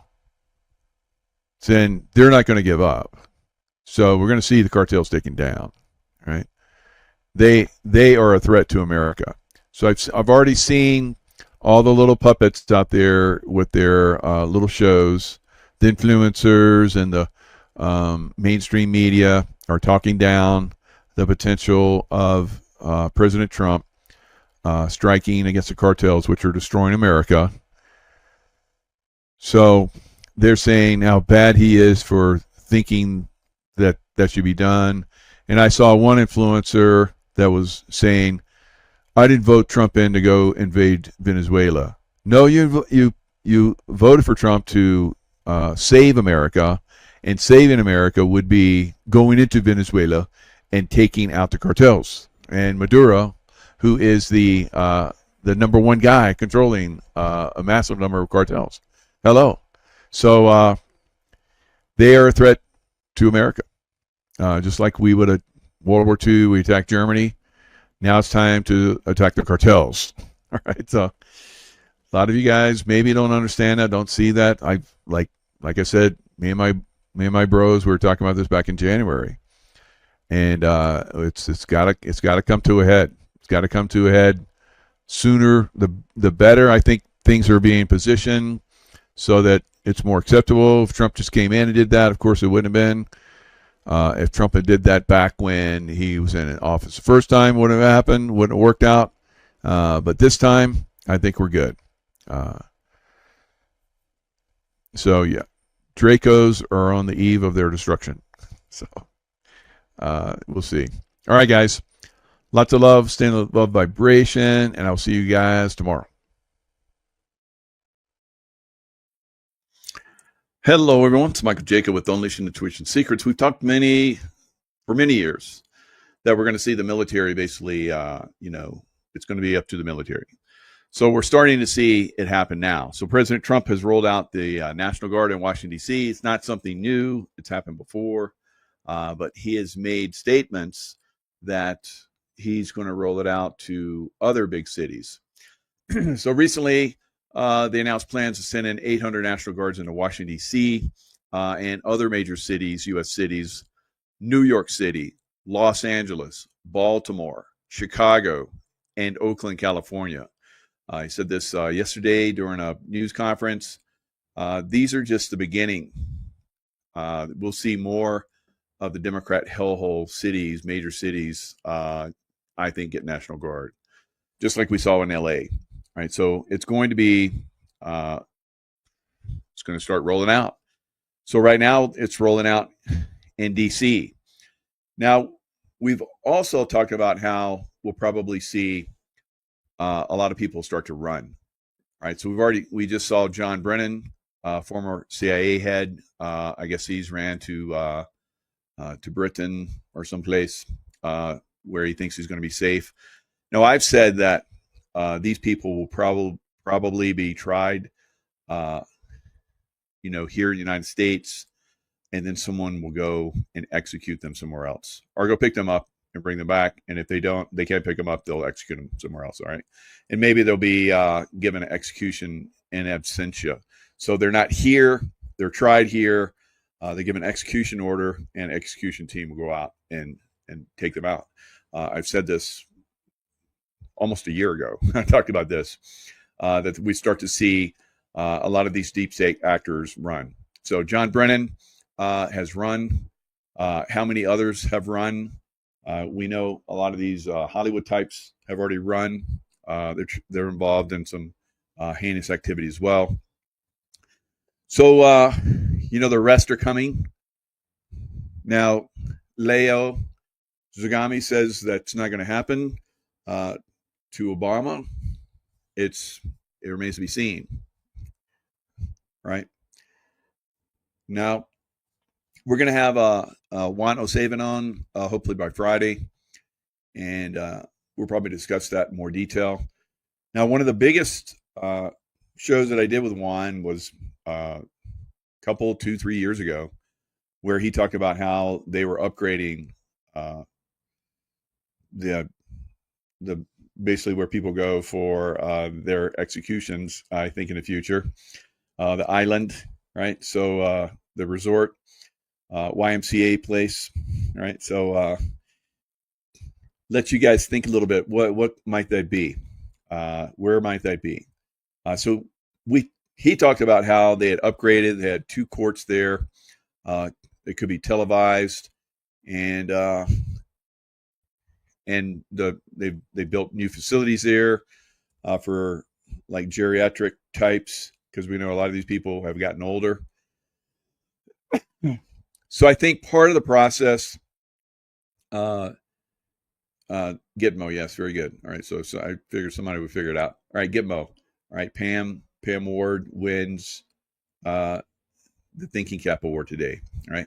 So Gitmo, I mean, we've talked about it. Everybody's probably, well, Gitmo, you're talking about Gitmo, but we need to say it out loud, right? You guys need to get involved and say it out loud, right? Say it like you mean it, all right? So you mean Gitmo, yes, Janet. So, of course, what else would I mean, right? But there are other places that they've been going to and will be going to. Guam, I think somewhere out in the Canary Islands, maybe up into the Arctic region somewhere. So put them on ice, right? I think Hillary went up there. She was put on ice.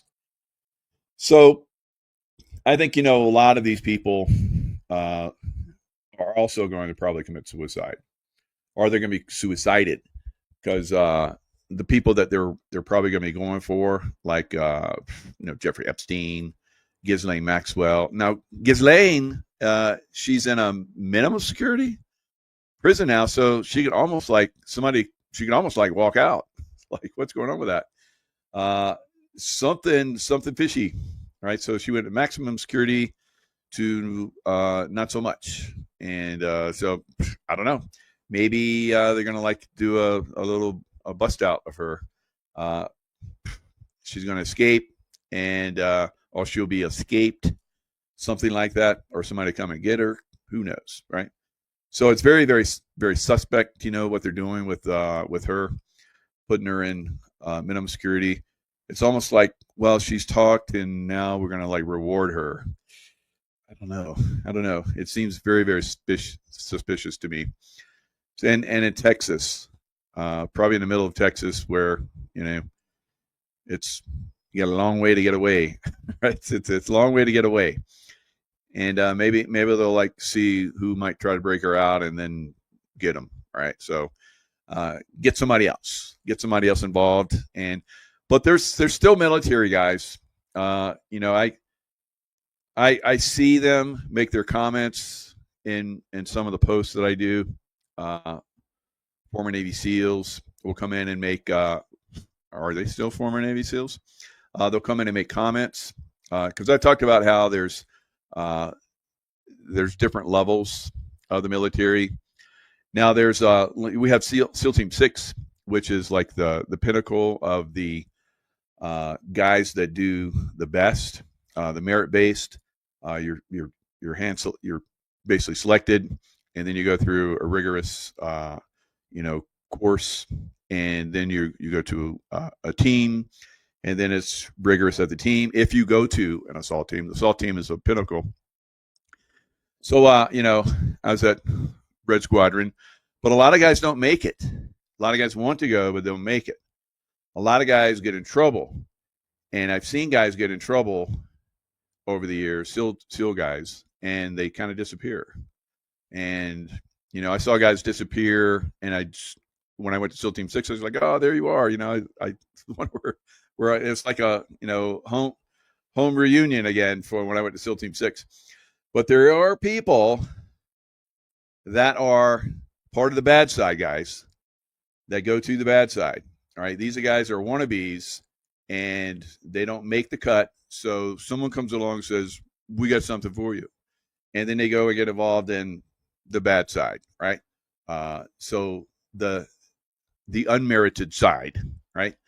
So I see these guys come in and make their comments in my shows sometimes. And then they have the little minions that come in. They're part of that, deep state apparatus that come in and, quack, they make their little comments. So we still have a lot of bad guys out there, guys. Now, for someone like John Brennan, who's now run. Now, when John Brennan was in the CIA, he was surrounded by a lot of minions, right? A lot of minions. When James Clapper was around, he was surrounded by minions. All these different guys. All right. So Hillary Clinton, when she was there, Obama when he was there. Now that they've stepped down, they've been out for a while. They don't have those minions, right? They do have a minion group, of course, that's probably supplied with this dark military side. I've seen some of these guys that have been part of their details, right? You guys probably know some of these people too, pointing them out, right? So I get some of these guys come in and make their comments. I'm like, you're part of that group, aren't you? You're part of that group, aren't you? So no, these are worse than trolls. These are worse than trolls. These are guys that are part of a military unit that can be deployed to do bad things, right? And they're part of the dark side, right? Now, some of these guys, because I've talked to some of them, believe that they're going into an up and up group, and then they get in and they find out it's not, right? And then they slowly back away and get out of it, right? But once you go into one of those organizations, or someone like me that openly talks about, some of these things, we're watched, right? We're watched, we're trolled, we're, all kinds of crazy stuff. We're threatened in different ways. Our families are threatened, our friends are threatened in different ways. So it is a war, guys. So some of you guys, when I say the military will get involved, be aware that everything is compromised. And if Trump and team is going to use military, remember, there's compromised military in everything. So they have to be they try and be selective, but it can be infiltrated. And we could see some of these military units that will be deployed to some of these towns, cities, like DC, like Chicago, like New York, Baltimore, wherever they might go, Austin, you name it, LA, San Francisco. It's like so many Democrat hellholes out there, right? Chicago, right? So in Chicago, you have Pritzker has already said that, Governor Pritzker has already said that you don't have the right. Yes, he does have the right, Pritzker. He's the president of the United States, and if he wants to send troops into your little PS state, it will happen. And in your little PS city, Chicago, that's overrun with crime. So it will happen. These guys will talk.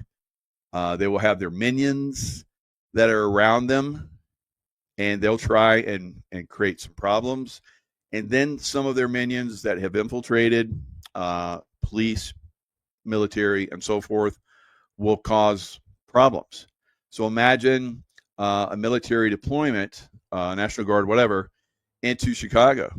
And then you have a few subversives in that National Guard unit, and they start shooting innocent people, right?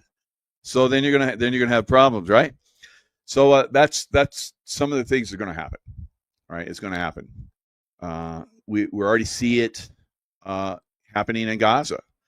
Gaza is out of control. We had a military guy. I just listened to Tucker Carlson. If you haven't listened to the one Green Beret that he had on, Green Beret officer, this guy talked about how there's only like 4 or 5 sites where they're distributing food, and they only distribute food like maybe 15 times a month, and they're supposed to be distributing food every day. And then the Israeli military are like, what are you guys doing giving food to our enemy? And then they shoot over their heads, they shoot at their feet. Of course, some of those rounds actually kill people and children, right? So this former Green Beret officer was talking about, a very, very brave guy. Of course, he's being attacked like I get attacked, right? So you reveal the truth, you try and do the right thing, and you're going to have this dark side that's going to attack. They're going to attack us, and you're going to see us getting attacked, and you're going to be like, well, I'm not going to do that too. So, but you have to, because if you don't, like people, there's not as many of us now. If that continues to happen, then there's going to be less and less and less and less of you that will stand up. I mean, look at Canada. Canada's a great example. Canada, they're basically locking everybody in their homes because they're saying, oh, there's wildfires everywhere. For your safety, we're going to make you stay in home. And if you go out into the wilderness, we're going to fine you $25,000, right? So, I mean, they had the trucker convoy that destroyed everybody that was involved in the trucker convoy. We had J6 that destroyed as many people as they could. They were still putting people in prison, and when Trump came in and pardoned all those people. Dr. Kirk Moore that I had on,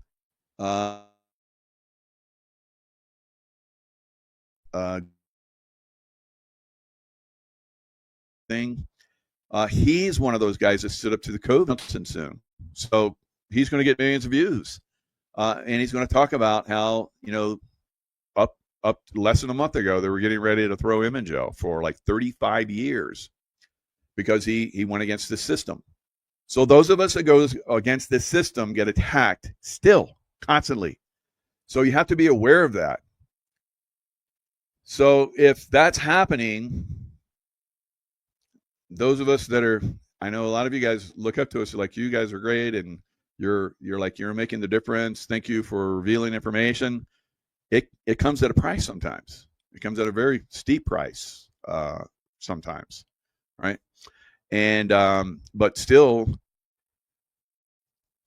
I'm here to inform. I'm here to serve humanity. That's the way it was when I was in the military, to protect and serve.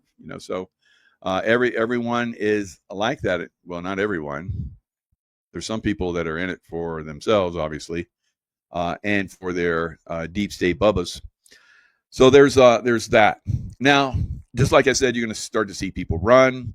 You're probably going to see some of these organizations that have been behind the scenes, whether they're in the SEAL secret groups, whether they're Delta secret, I mean not Delta, but Green Beret secret groups. I'm sure there's one of those. Air Force, Army, everybody's got some kind of secret group, guys, right? It is what it is. And now, will those groups be taken out? Will those groups be squeezed? They're gone, right? It is a possibility. I can see that happening. It's not gonna happen overnight, right? So still, these guys are out there. I've been watching these guys, attack me for a long time, in different ways. Follow me and all kind of crazy stuff, harass me, my friends, and everybody else. And a lot of them don't even know they're being harassed by these guys, right? So it is what it is. So secret societies, that's right, Dana. Army secret group, secret society, Pan statue in his yard. So statue of Lucifer in the harbor of New York. I mean, it's in our face. That thing should be brought down, right? Now I was listening to one psychic. He said he saw that the hand that basically holds, if you turn that torch upside down, looks like a penis, or you could look at it and still see it's a penis, right? Because they're all into transgender stuff, right? Because that's the way Lucifer is. Lucifer's transgender, right? You look at statue of Lucifer, not Liberty, Lucifer.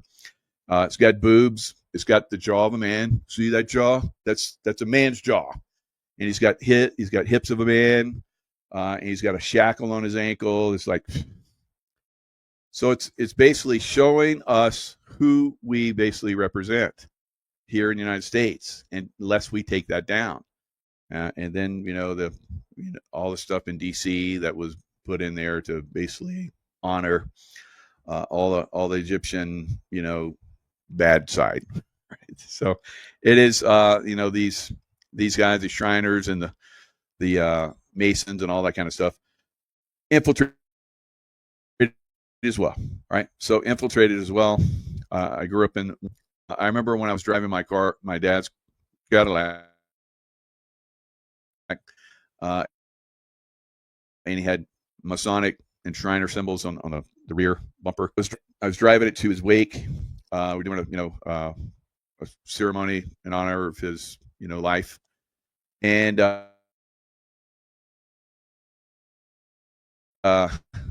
so I had his ad, and these guys, and I'd see it out the corner of my eye, see some, they're like, they're signing me, right? So they thought I was a Mason or Shrine or something. So, and either, like, come on. Well,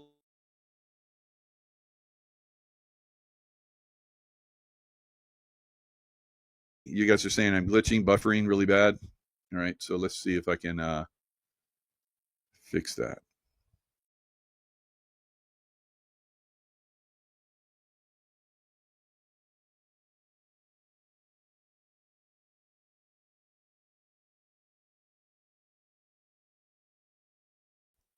All right, so in the past, when I used to talk about the Masonic stuff, both channels would go down. So I'm still able to put this information out, but just be aware that there's still tremendous loss of freedoms, still tremendous law. They are set up to win against us. Their little minions are running to different countries now. Who knows how many are going to try and escape? I said this over a year ago, before Trump even came in. I said they're probably going to start to run because we knew this was coming, right? We knew that the military was going to get involved, and now the military is getting involved. So the military, National Guard is in D.C. It's only a matter of time before, and they were in L.A. I think there still are.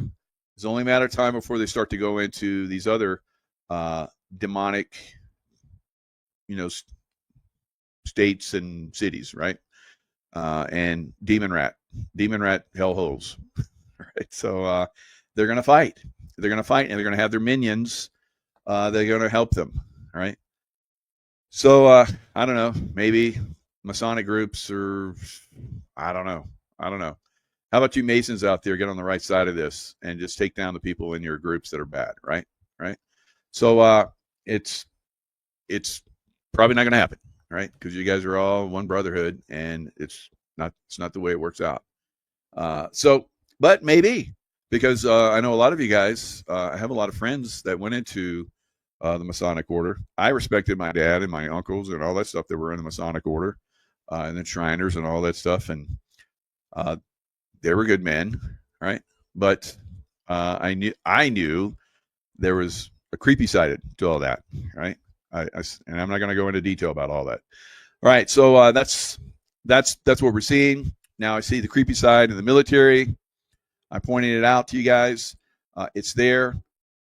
These guys subvert the good military.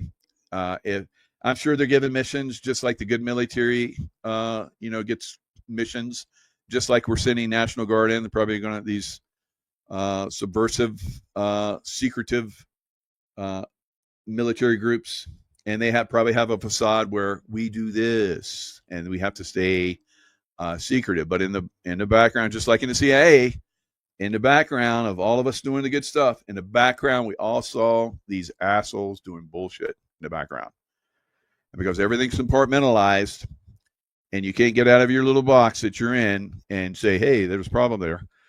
There's none of that. If you did, and some guys did, boom, gone. So you don't have a say anymore. So you can do the best you can with what you got, and hopefully you're doing so much good that it overrides the bad guys doing their bullshit, or not. So Donald Trump is going to put military into the big cities. All right. So enough of that rant. I've talked about this before, but you guys, you need to understand this is a major problem here in the United States, and not just in the United States. It's a huge problem in Canada. I feel for the Canadians. They really have the Canadians by the throat in Canada right now. They had us almost by the throat here. If we had gone another term without, I think Donald Trump was basically working in the background while Biden was there. But if we had not had that, if Hillary Clinton really had gotten in office and she did have power, it would have been catastrophic for not just the U.S. but the world. All right. So it didn't happen. So we're good. All right. So Russia is really moving in Ukraine. So I've talked about this for quite some time. Now, on the eve of Russia and America getting together in Alaska, there's other things afoot here. It's not about the Ukraine war. There's something else going on here that it's eventually we're going to start to reveal. All right. So you need to be aware that there's more going on behind the scenes. NATO is in a frenzy because they're not involved. The other NATO countries, it's just Russia, and it's Putin and Trump. Putin and Trump. All right. So they're all like in a frenzy. What are they going to say? What are they going to talk about? They're going to make decisions without us being involved. Yes, the United States is the biggest contributor to NATO, and we'll probably see those guys come out of there. And I think Russia's going to continue killing Nazis, guys. I've seen that for quite some time. I don't think it's going to stop. So we've already seen Zelensky say, and I think he's probably got the backing of NATO, because I think NATO's doing an emergency meeting tomorrow. I think Germany's calling an emergency meeting of other NATO groups without Donald Trump, because Donald Trump is doing his own thing. So they're going to do their own thing. So they're going to emergency meeting. So what do you think they're going to say? They're going to back Zelensky, because they're all in with Zelensky, because they have to defeat Russia. Because when Russia threw off the deep state and they started to expand in Russia and take out all the other deep state actors in Russia, they had to have a way to go after them. And Ukraine was going to be that way. So they want to continue to fund and support Ukraine. Now we still have problems in other countries like Poland. Poland is polarized. Poland is polarized. All right, so they're 50-50. I don't know, maybe 50% Nazis in Poland too, because we know all those concentration camps where they supposedly burn Jews.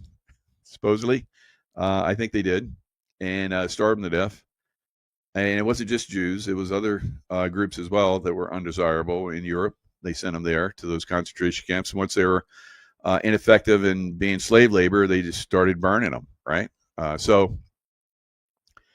And they were doing testing on them, MK Ultra testing. That's what came to the United States with CIA. Of course, CIA is basically the Gestapo that came over. So geez, it's like, wow. Once you start to figure all this stuff out, it's like, and you try and tell everybody, everybody's like, that's stupid, because it makes so much sense. I have to say it's stupid, right? So yeah, I know it's easier to just play dumb than actually take responsibility for, your country being involved in some very shady stuff, and the CIA very, very much needing to be I said it should be obliterated, but at very minimum, it should be 60, 70%. Now, Eric Prince, former Blackwater owner, and speaks very good. He sees a bigger picture. I work with Eric in a lot of places, put him through training. Really good guy. Of course, they come after him too, and try to tear down his credibility. It's and when did Blackwater really get taken apart? Well, that's when Hillary came in. So Hillary and her little group basically killed Blackwater, right? So with Obama, and because it was going good. There were some problems, but they were working them out. And but once Hillary and Obama got in there, they destroyed Blackwater, because Blackwater. Imagine if Blackwater had continued.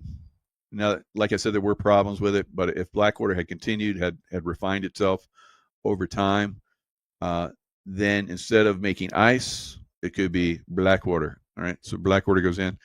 Blackwater's already trained up. Blackwater's already got good people. So now we have ice. All right, so ice is like the new Blackwater, right? And we'll see how that works out. Blackwater had problems. I think ice is having problems. They're going to have problems, and they're going to get big. And as they get bigger, it's going to be hard to manage it.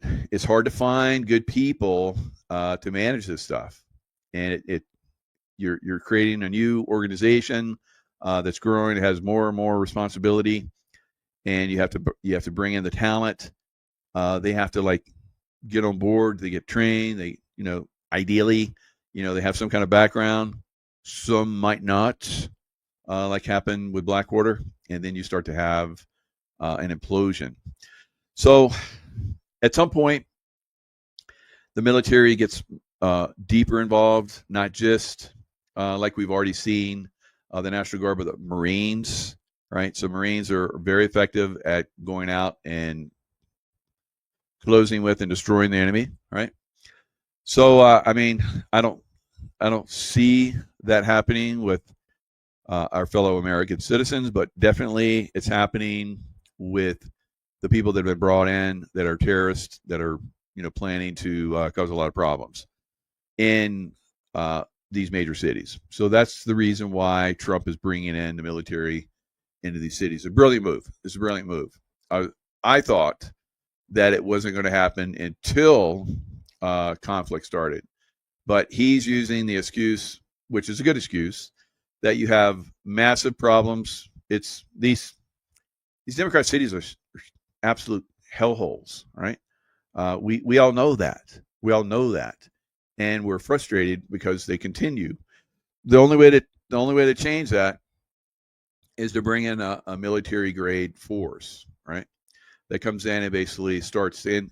And National Guard is not really military grade, right? So they're people that basically train on the weekends. A lot of them were former active duty, and they come over and they continue the National Guard. There are very, very good people in the National Guard, but overall they're not keeping that level of crispness, I guess, that you do when you're full-time military, right? You're constantly training, you're deploying. They deploy occasionally, they train occasionally, and the training is not always that good. I went to the Navy SEALs, have a National Guard type Navy SEAL group, and I went there and I helped train them one time, and they were like, they were so happy that I came and trained them, because it was high speed, hand-to-hand program stuff, and it was like brand new, is cutting edge, and they rarely get that kind of training. So that's what we're getting with the National Guard guys. When I was overseas in combat zones, you see the National Guard, and they're all like wide-eyed. They're like scared as shit, and their own machine guns. It's like, that's scary. And they pull triggers when they shouldn't have. They weren't as trained, right? So we don't want them to be doing that with American citizens, right? Like that one Green Beret is talking about is happening in Gaza, right? Innocent people are dying. So imagine. So he said his group is paid lots of money, billions of dollars, to feed. At one time, they had 200 UN distribution sites. Now they have 5 in the whole country. 5, right? So he was, I guess, one of the guys was kind of one of those manager guys like I talked about. And he was going in and he saw there was some problems. So some of the guys, even his guys, were shooting into the ground, were shooting in the air. So I saw this sometimes in Blackwater, right? You had less than skilled people that were out there in very, very volatile situations, and they got out of control, right?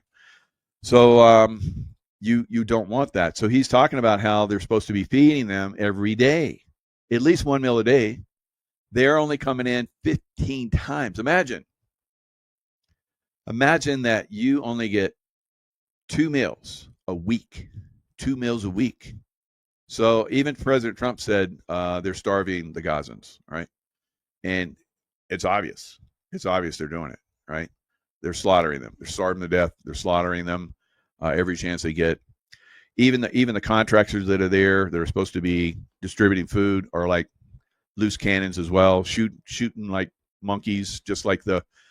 So it's kind of like the National Guard, right, of the Israeli Defense Force is there controlling the situation instead of making signs and making like rope lines where you guys need to come through here and get your food and then go out this way.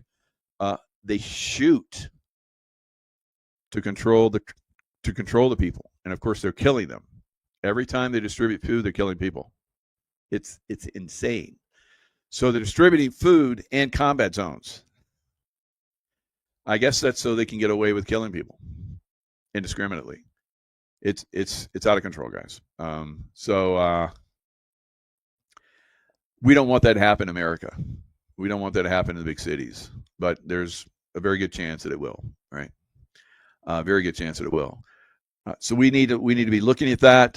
Like I said, there are going to be some of these groups that aren't good actors in the military that probably will be getting involved and causing problems and making what we know needs to happen as far as like going after terrorists and rapists and murderers that have infiltrated our country on purpose because the Democrat Party wanted that so they could destroy America.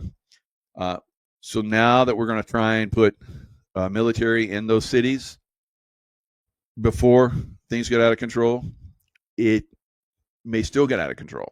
Right? So I'm just, and then everybody's going to blame the military. They're not, because we're starting this before things get out of control. Now, if things got out of control, everybody's like, put the military in, solve this. Now we're going to put the military in first. Things are going to get out of control, and they're going to blame it on the military. And so you got to see how this is possibly going to work out. It could potentially be a negative, even though it's positive. I see it as a positive. It should be a positive. But if you don't get the right people in, it's gonna be screwed, right? So yeah, we'll talk about that. We're gonna keep talking about this. We have been talking about this for well over a year and a half, 2 years. We knew this was coming. I think this is brilliant work by the Trump administration. But again, we know how they flip this stuff and try and make Trump like, he's going after they're going after Epstein and Ghislaine and exposing all this stuff. And there's even bigger things that are being exposed. you know, all these people are starting to run, right? So run from America. That's another indicator, right? That's another indicator that all these people that were all vocal and are still vocal overseas, because I see them basically passing information through their statements. We have to be aware of that. So if that becomes obvious and evident that some of these people that have left are still working to subvert America and they're passing code and so forth through some of their statements, which I've already seen. If that's revealed, then, like I said, they'll be tried in absentia, and then a special forces group will go and grab them, or an FBI group, or whatever, and bring them back. Or if they're already tried and they're found guilty and they're going to be executed, just go execute them, right? They try to run or whatever. So I don't want to do what they did. I don't want it to turn into that, lying and killing, indiscriminately. So we need to do this right, so that we're on the up and up. And if we do that, then we'll be able to continue. But if we start to make mistakes and start to do stupid, then, and that's why I think things are very slow and methodical, so that we don't do stupid, right? We don't get somebody in there that's going to do stupid. So they come in and they come in hard and heavy. Like we're hearing all these people talking about arresting all these Democrats, in Texas. Has anybody been arrested yet? Not that I'm aware of. Now, the most recent thing is Paxton, who is the Attorney General in Texas. He is saying that Beto O'Rourke should be. So he says, Texas Attorney General Ken Paxton on Tuesday filed a motion to hold Beto O'Rourke in contempt of court over his fundraising efforts for the Texas Democrats who fled the state over a redistricting effort. So I guess they're like, they made all this hot talk that they're going to they're going to send the FBI to go arrest them. They're going to be arrested. They're going to send marshals to arrest them. Didn't happen. I guess those guys are still in Illinois, hanging out with Prickster, right? Prickster in Illinois is the worst of redistricting in the country. And then, of course, California is probably second, and we have Gavin Newsom threatening that, how dare you redistrict like we do, and we're gonna redistrict even more, right? So it's quite a crazy show out there. So is that part of like revealing? I don't like empty threats. I don't like when you make promises that you're going to do something and you don't do it, right? So if you say you're going to arrest these people, you damn well better go do it, all right? Because then you lose all credibility when you don't. So that is another problem. This tough talk without any action. Got to stop that bullshit, all right? If you're going to tough talk, you better back it up, or don't tough talk, all right?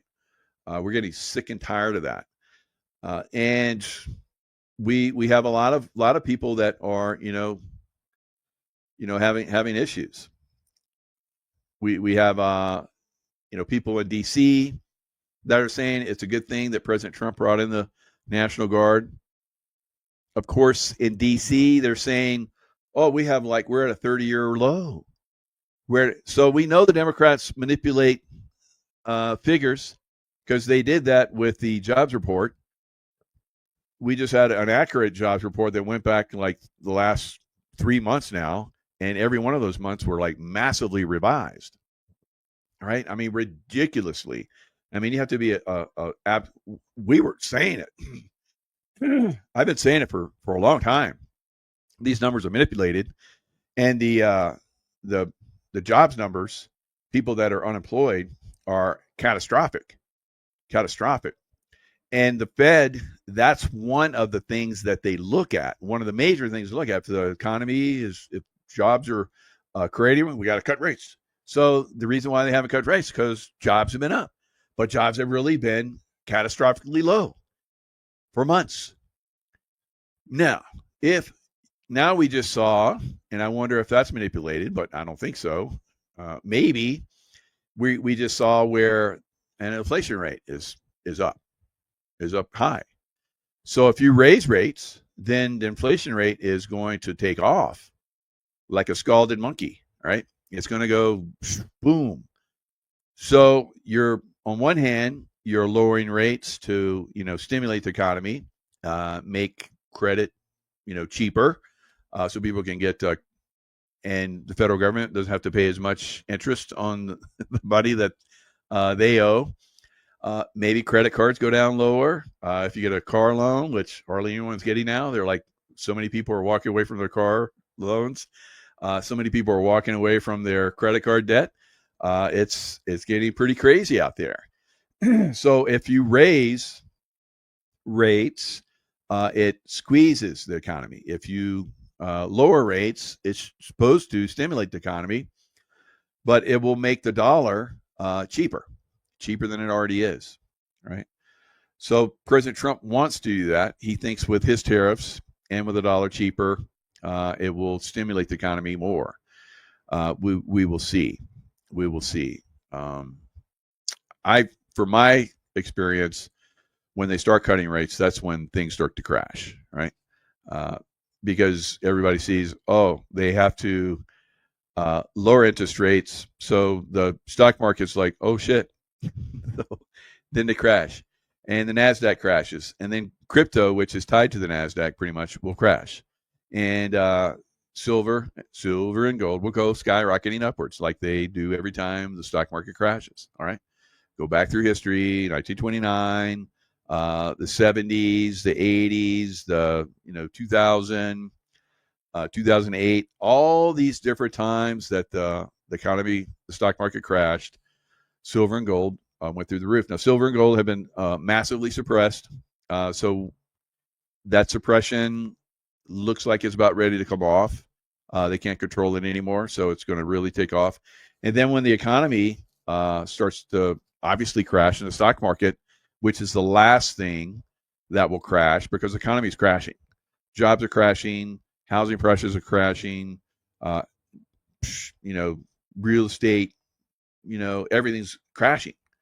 And so the last thing to crash will be the stock market. Last thing that gets manipulated throughout time, that's in a bubble, and the biggest bubble in history, the stock market, that bubble will burst, just like it has, over time.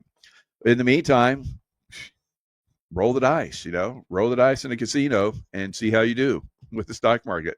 Or do something safe that's going to be like incredibly outperforming, and get into silver, which a lot of billionaires are getting into, all right, and millionaires, and the average person, a lot of people are getting into silver. So, of course, my guy is Dr. Kirk Elliott. So KEPM, Kirk Elliott Precious Metals.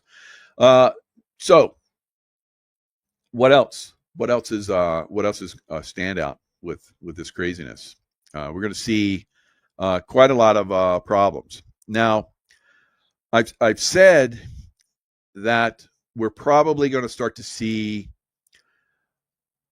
armies march through residential areas and start killing people. All right.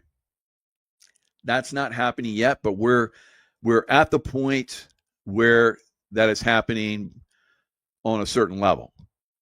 All right, so let's watch this. Coming in of home break-ins, not one, but two through the San Fernando Valley, one of them ending in violence, gunfire. They took everything. This was the chaos left behind after burglars ransacked this Encino home a few weeks ago while the family was away, stealing 3 cars packed with anything the thieves could grab.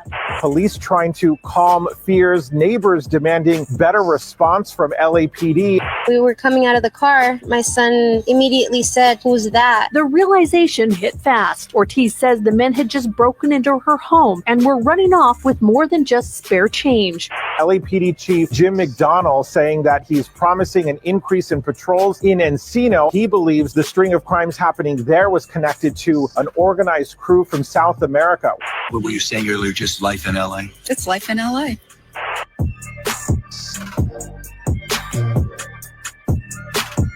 So these recent.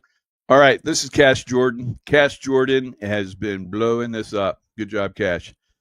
So constantly disclosing and showing how. Let's put his face in there. Burglaries in California have yielded no arrests, but sometimes when these criminals get caught, turns out they're here illegally. And what nobody. All right, so there's a lot of us, revealing this stuff. There's a lot of really good people. Cash Jordan is interesting, yes. So obviously he's interesting to a lot of people. He's got over 1 million, subscribers, right? So if I'd never been, taken off 17 different times, 17, great number, right? 17 different times from YouTube, I'd probably have millions of subscribers at this point. But be that as it may, at least I'm still here, alive and well. Every now and then, I know it's kind of holiday, but I'm still alive and well. So, Edgar Winter. Remember that one? That was a good one. So they were like albino twins. And so Johnny and Edgar Winter. All right. Great rock and rollers.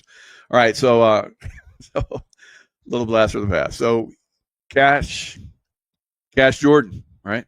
Cash Patel, right? A different spelling for Cash. But Cash Jordan is basically, and Cash Patel are revealing. We have a lot of people out here revealing, and it doesn't seem to be making that much of an impact because we still have these massive problems. We still have these governors. We still have these mayors. Soon we'll have a mayor of New York who's a communist that is going to destroy that city, that Luciferian in the harbor city. It's crashing, right? It's crashing. People are going to be escaping from New York before there's the movie Escape from New York, right? So Trump will be sending in the National Guard into New York before it becomes Escape from New York, that movie, right? People probably already escaping. Well, I'm sure people have already been escaping from New York, but there's still crazy. What? How many? 18 million people in New York? Something crazy. I don't know, but it's quite a few. And once you see the National Guard show up, you should be saying hallelujah. But will you? And if you're not saying hallelujah, then it's you're probably in league with that guy that's out there in harbor, Lucifer.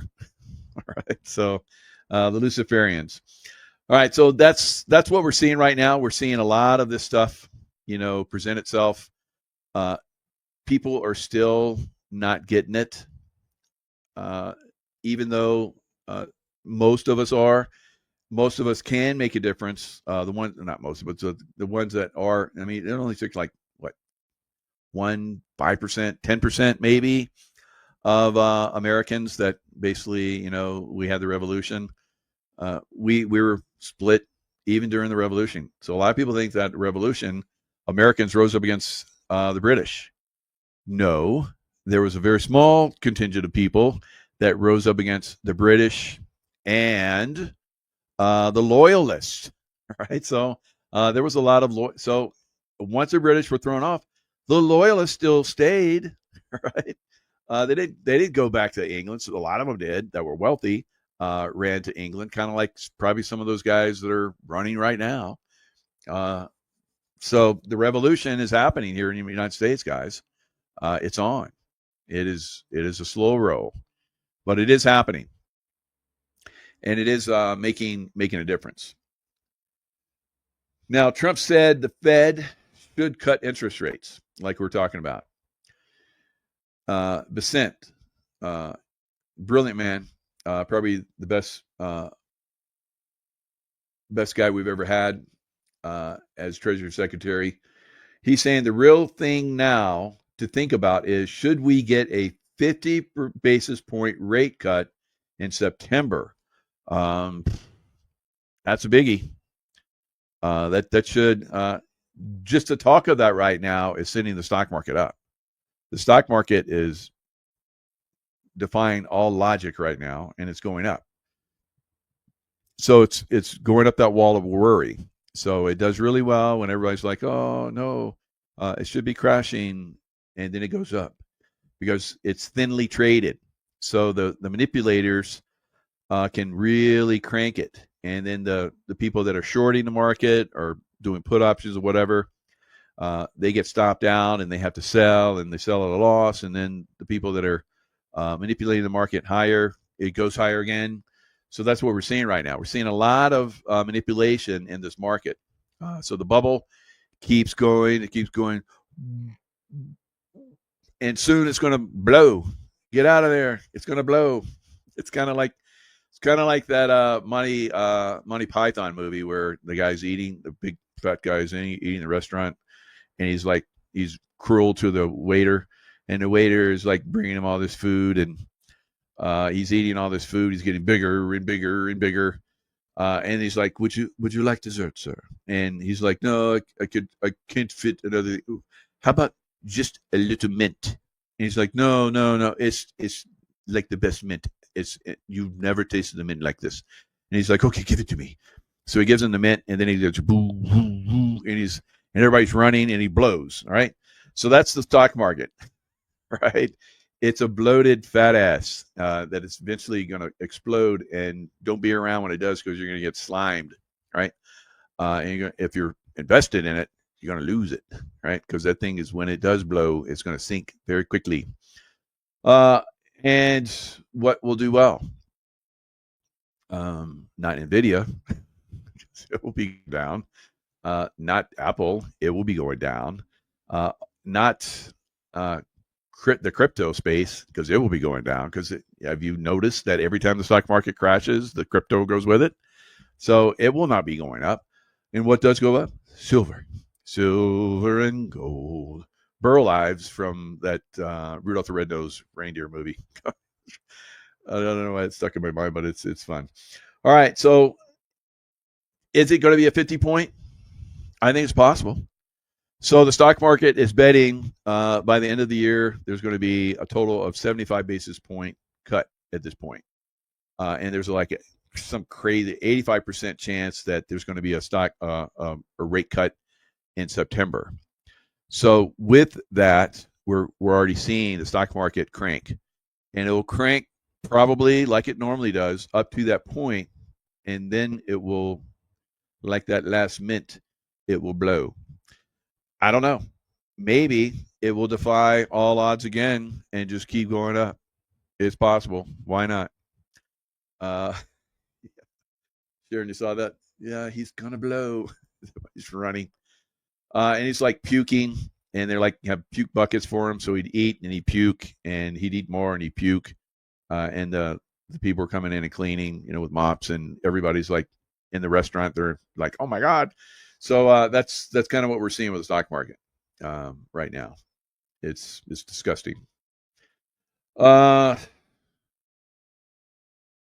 what else do I got? Trump is considering a lawsuit against the federal chairman. He really wants that guy out of there. And he's saying Fed Chairman Jerome Powell, he's going to do a lawsuit against him for all the billions that he's spending. Said he should have only spent $50 million to fix up the Fed buildings. And I guess he's spending like $3 billion of taxpayer money. Right. So Trump's pissed.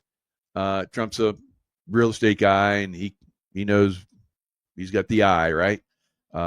He saw the Twin Towers falling. He's like, those buildings. I remember they're interviewing him while he's walking away because everything's shut down. So he's walking away, and he's like, those buildings were really well built.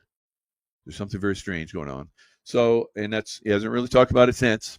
There's like some kind of code that you can't talk about 9/11. If you're in any kind of office, it doesn't matter. You can't talk about 9/11. And if you do, when you get in office, you can't talk about 9/11. All right, so no one talks about 9/11 in office. None of them. It's very strange to me because it's very obvious that 9/11 was manipulated. All right. So for whatever reason, there are things that are off limits to both sides, and 9/11 is one of those. So why is it off sides? Why do they not? Why they're not able to talk about that? So anyway, $3 billion for a job that should have been a $50 billion good. So Powell should just resign from the position. So there he goes again. He's finding all these different things. So he's just going to keep piling it on. He's going to throw another straw on that camel's back until the camel's back breaks, right? And he runs out, stop, I'm leaving, stop it. It's like, finally. I remember that when I was a BUDS instructor, when I knew there was a certain individual that needed to go bye-bye. I had to be very, I couldn't like expose myself for like, trying to get rid of them. But I just target them in different ways. Right. And then eventually they would just look it and then he'd quit. And it's like, all right, good. All right. Next, who else is a shitbag here? So that's what Trump's doing. That's what Trump is doing to Fed Powell. And of course, he does that to other people as well. Nancy Pelosi, Chuck Schumer. He's got a lot of people that he works on. He keeps throwing straw on their backs. And that's an excellent way to do it. It's the way that Russia is destroying the Ukrainian army. Instead of like rushing in and, dying to kill them, all they're doing is like, just basically taking away, they cut their supply routes. They put a little pressure on them. They bomb them. They drone them.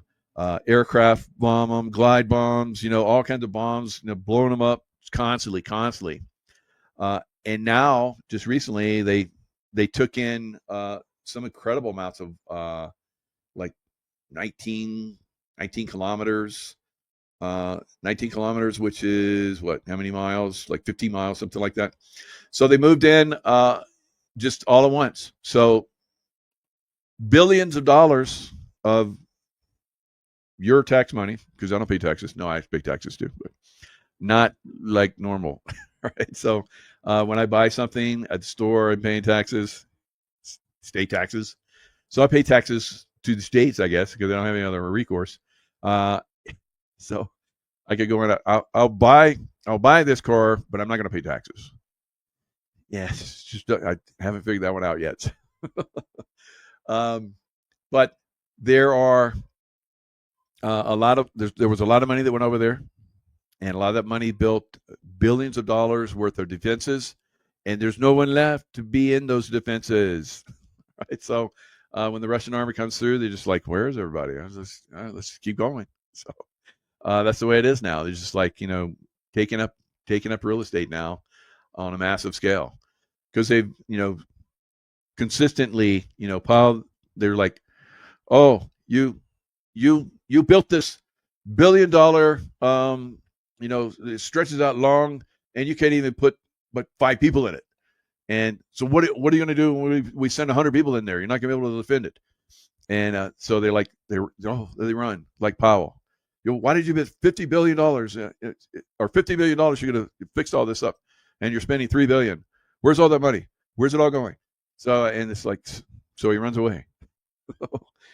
James Clapper runs away. The pressure's on. The pressure's on. They run. They're running, and some of them are going boom, and some of them are somebody's coming up and going, "We're going to make it look like you went boom, but we're going to do it to you because we know you're going to talk if you get caught." And there's going to be so many people disappear. We won't even have to do these trials. All right, it's going to be great.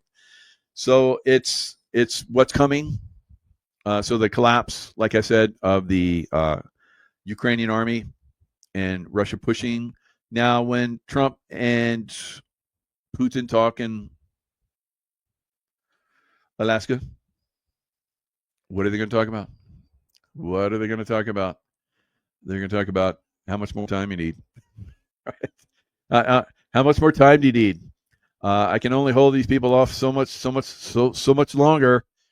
They're on my back. I'm trying to like make it look like you're at fault and Zelensky's at fault sometimes, and NATO's at fault, and I'm like they're going to buy stuff from me to but it's not going to get there for 9 months. How much time you need? Come on, let's get this done.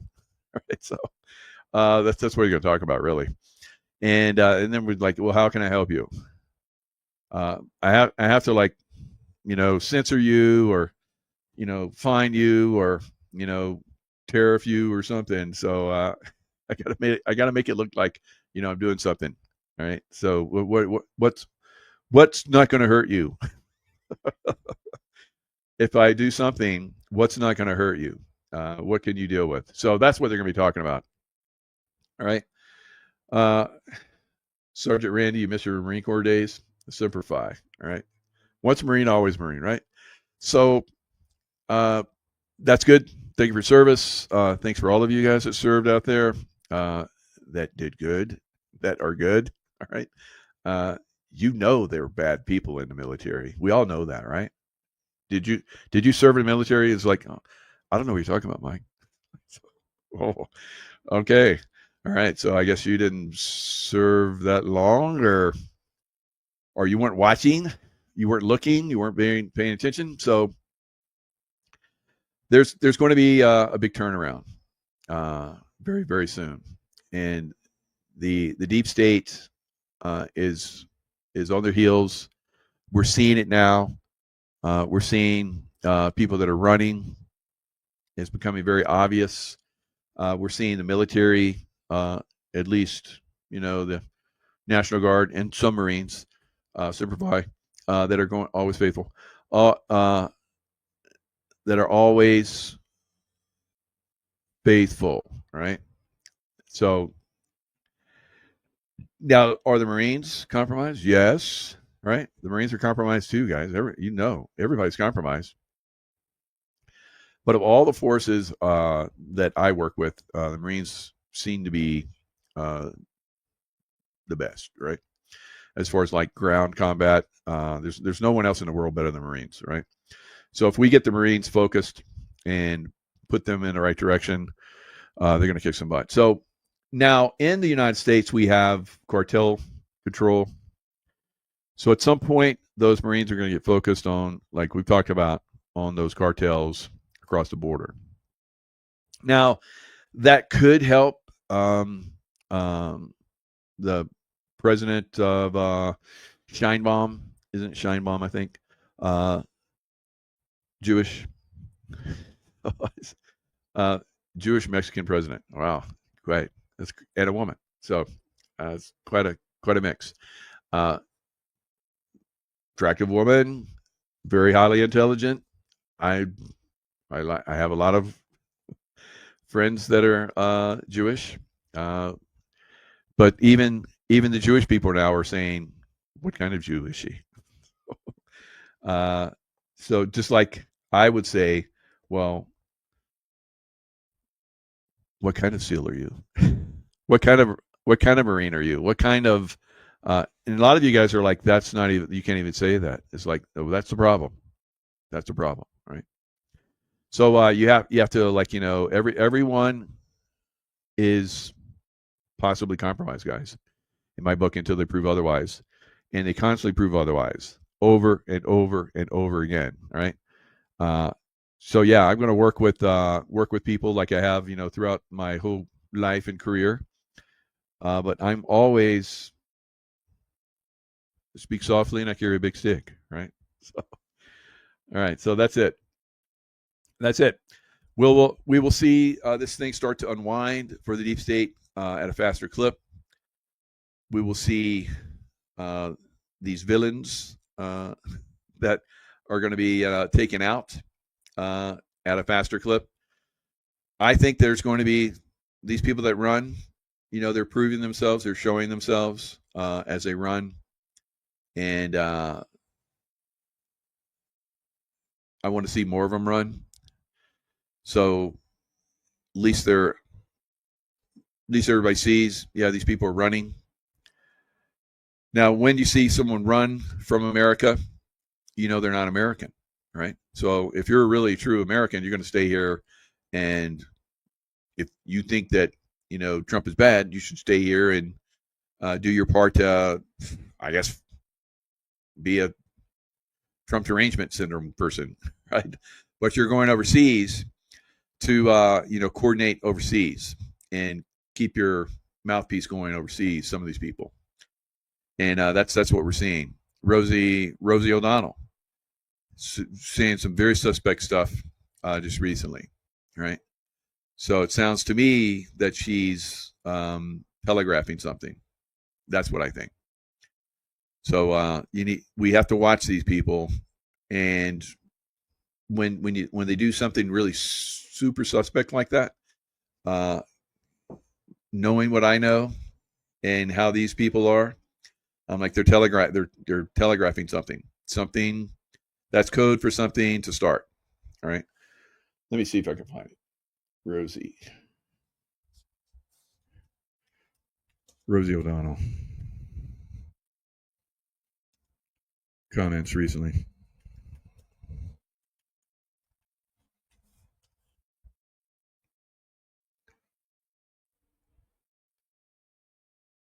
Criticism: Rosie O'Donnell shares her latest ramblings on Donald Trump, blah, blah, blah.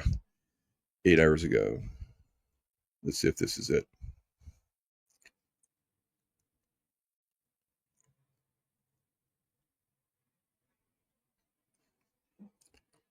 All right, it's not giving the video.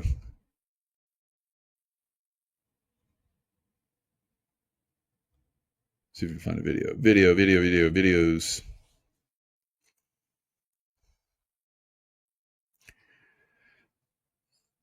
All right, here it is, I think. Linear binaural mod devices uses dual mode stimulation to soothe tinnitus. Linear. Rita, what craziness has been going on in the world? All right, so we got Sky News Australia. They're the ones that basically, I love the Australians. They're the ones that can come over and hammer these people that are unhinged and out of control. So Sky News, thank you, Sky News, for your work. Love you guys down under. I know you guys are basically not as bad as Canadians as far as getting hammered, but it's up there, right? So let's look at this latest unhinged rant from O'Donnell. Hopefully it's the one I was referring to, but she says she's got some code words in here. If it's the same one. Let's see. I don't want that one. I do want that one. There we go. Rita, what craziness has been going on in the world of celebrities? Well, I think we'll start with actor Mandy Patinkin. He's actually a very good actor. Good actor. But I'm not sure I'm that interested in his thoughts about foreign affairs. Let's have a listen. I ask Jews all over the world to consider what this man, Benjamin Netanyahu, and his right-wing government is doing to the Jewish people all over the world. Along do all of the voices against this horrific administration have in terms of their careers and ability to make money? Because this madman, this mentally incapacitated, physically ill, mentally ill man is spiraling out of control. You know what's fascinating about this is that Rosie O'Donnell, guys, she is taking up all of the lines that were true about Joe Biden and trying to turn them around. That wasn't it. But there's one out there where she's basically says something like crazy. She repeats it. And so that's funny. She's saying she's saying all the things that applies to Joe Biden, and she's saying it's Donald Trump, because that's what they do.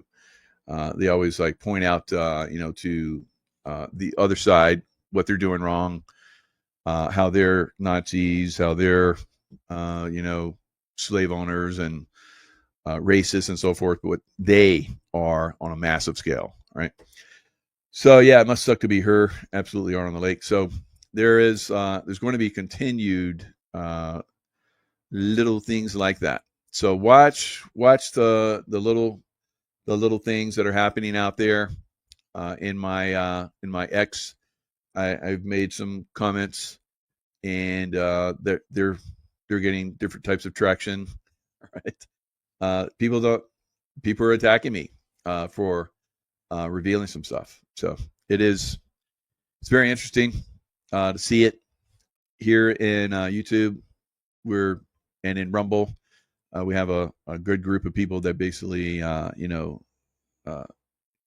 take these people out. Of course, there's lots of people in here that help promote me in here. We got Tron in here, and a lot of other people, Janet, and a lot of you guys that promote me while I'm doing the show. Thank you. So I don't have to do it as much, because we know on a lot of these other shows there's a lot of promotion going on, but not so much on my show. All right, guys. Lots of love. Stay in the love vibration, and I will see you guys next time. All right. It's Michael Jaco live, a little after 5:05. So there's so much information to gather. I just want to just do research and get deep, and then bring you guys so much information that I've been exposed to for decades and decades, and put it in a very easily understandable pattern. So if we look at sex slaves, all right, so Jeffrey Epstein, we look at Bob Hope, Bryce Taylor, we look at Frank Sinatra, Marilyn Monroe, controlling them. I'm not sure who was controlling Mary Jo Kopechne, the woman that was killed in Chappaquiddick. Ted Kennedy involved in that, of course. Kathy O'Brien has claimed that Senator Robert Byrd of West Virginia was her handler. So we have not only the handlers, but we also have the assassins that are mind controlled as well. As we've had James Files on talking about a lot of these. He was involved in a lot of these assassinations. Of course, the JFK. He dropped off the guys that basically that went to assassinate Marilyn Monroe. He was involved with Mary Jo Kopechne. He talks about that, how they basically put a bag over her head, suffocated her, threw her in the back seat, and then drove the car into the river.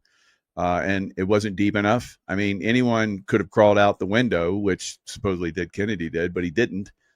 So we'll talk about some of that. I got video on that. Oh my God. And Robert Byrd, of course, he was a KKK guy, and he wasn't the Grand Dragon, but he was up there, I guess, Cyclops or whatever whatever level that he was at. That's the Cyclops, right? But Hillary Clinton called him a mentor. Joe Biden, at his eulogy, his funeral, also called him a mentor. So these guys are being mentored by sex slave controllers that basically have control over presidents. So these women are mind controlled, and they're taught how to, gather information, how to deliver information. We're going to talk about that. Unbelievable stuff. So how much of this deep state operation is in complete control, pretty much, of the government? All right, pretty much completely. The judicial, I don't know how much of law enforcement, FBI, CIA, whatever, but there's a lot of it. There's a lot of that control. It's insane. So we're going to dive into that, and we're also going to dive into AI, how we're moving towards AI Terminator type stuff, according to James Cameron, right? And of course, we're talking about the Texas demon rats, right? And Florida now is going to redistrict too, so everybody's going to jump on that bandwagon. There's not going to be any Democrats left in Congress or Senate. I've told you that. So it's just moving in that direction. And we'll talk about ice. Superman has decided to become an ice agent. So it's great. And we'll talk about ancient, underneath Antarctica, they found like ancient forest and all kinds of crazy stuff. All right. So it kind of fits, what I've talked about, how there was a firmament, and I think it was during Atlantis. So they say millions of years. I don't think it was that long.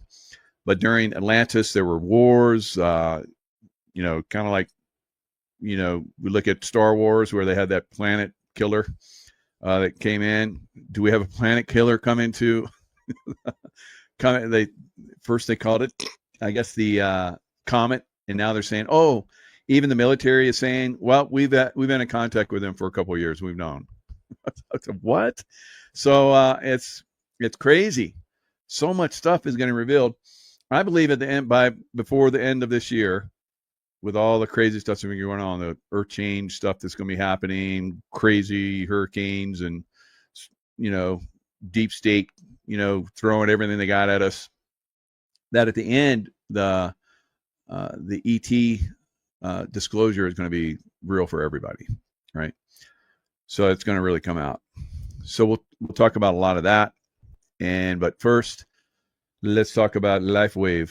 All right, LifeWave is the way to go. Right, become a X39 wearer, and it's going to like reverse the aging process, and so many other things. So I've been doing LifeWave for 3 years. It's the greatest thing I've ever been involved in. So I'd like to see more of you guys get involved in it. We got a cruise coming up in about 11 weeks or so, and hopefully some of you guys will be going with us. I'm looking forward to it. All right, so let's look at this deep state assassins and sex slaves. We're just going to jump right in. All right, so I've talked about a lot of this stuff already, but like I said, I like to piece some of this together so more people can understand it. Of course, when I piece some of this stuff together, I get deeper understanding as well. So it helps all of us. Anyone that gets a deeper understanding, is going to impact humanity. You don't have to talk like I do. You just have that inner understanding, and it radiates out. It's crazy how that works, but it does. All right, so this is Jim Manning. I've had him on. Really, really excellent researcher. He was a former Marine, and he was like, that's they did a hit job on this Marine. I'm gonna clear his name. So that's what he did with James Files. All right. So it's James Files, and of course, because James Files wasn't a Marine, but it was like the Patsy. They destroy people that work for them. They throw them under the bus. So a lot of these people, get destroyed by the deep state. Look at Marilyn Monroe; they killed her. All right, Mary Jo Kopechne, and Kathy O'Brien. They were going to assassinate her, but she was rescued. Yes, I moved from Florida, and I've said that I live in Lake Tahoe now. So,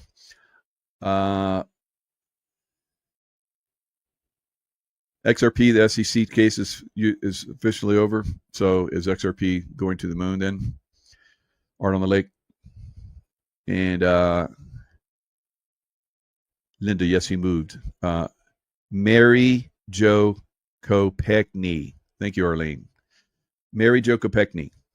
All right, so let's look at this. This is insane. General feeling that the CIA had that no Kennedys would ever be president. And now, why would that be? Now, the Kennedys were heavily involved in the mafia, right? All of them. Very, very controlled. Misspelled the title, or am I missing something? What? Yes. Has sex slaves? Yes. So I'll fix that. Let me fix it right now. now that you say that, have sex slaves been used? Thank you. So yes, I think you kind of know what I meant, but some people are very critical if one word's out of line. So I'll help you. All right. So now you can focus. All right. So we know that they were involved in the mafia, all of them, and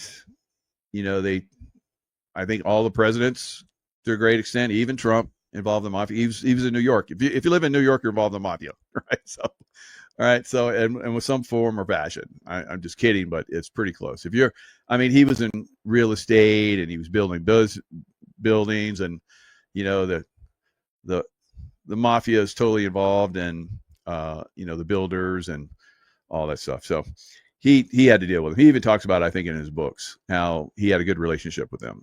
They had an understanding, right? He took care of them. They took care of him, right? I don't know what that meant. I think he's like, okay, you're not going to take advantage of me, and I'm not going to take advantage of you. I'll pay you well if you do the right work, but don't screw me over. Type. I don't know. So everyone has to deal with mafia. So I work for the CIA. It's mafia, right? I work for the military. It's mafia. So those of you that work for Microsoft, mafia. Those of you who work for Amazon, mafia. So it's just one big mafia family, and we all work together until we don't. And we start, mafia dons. If someone gets out of line, they kill them, right? If your sex slave gets out of line, you kill them.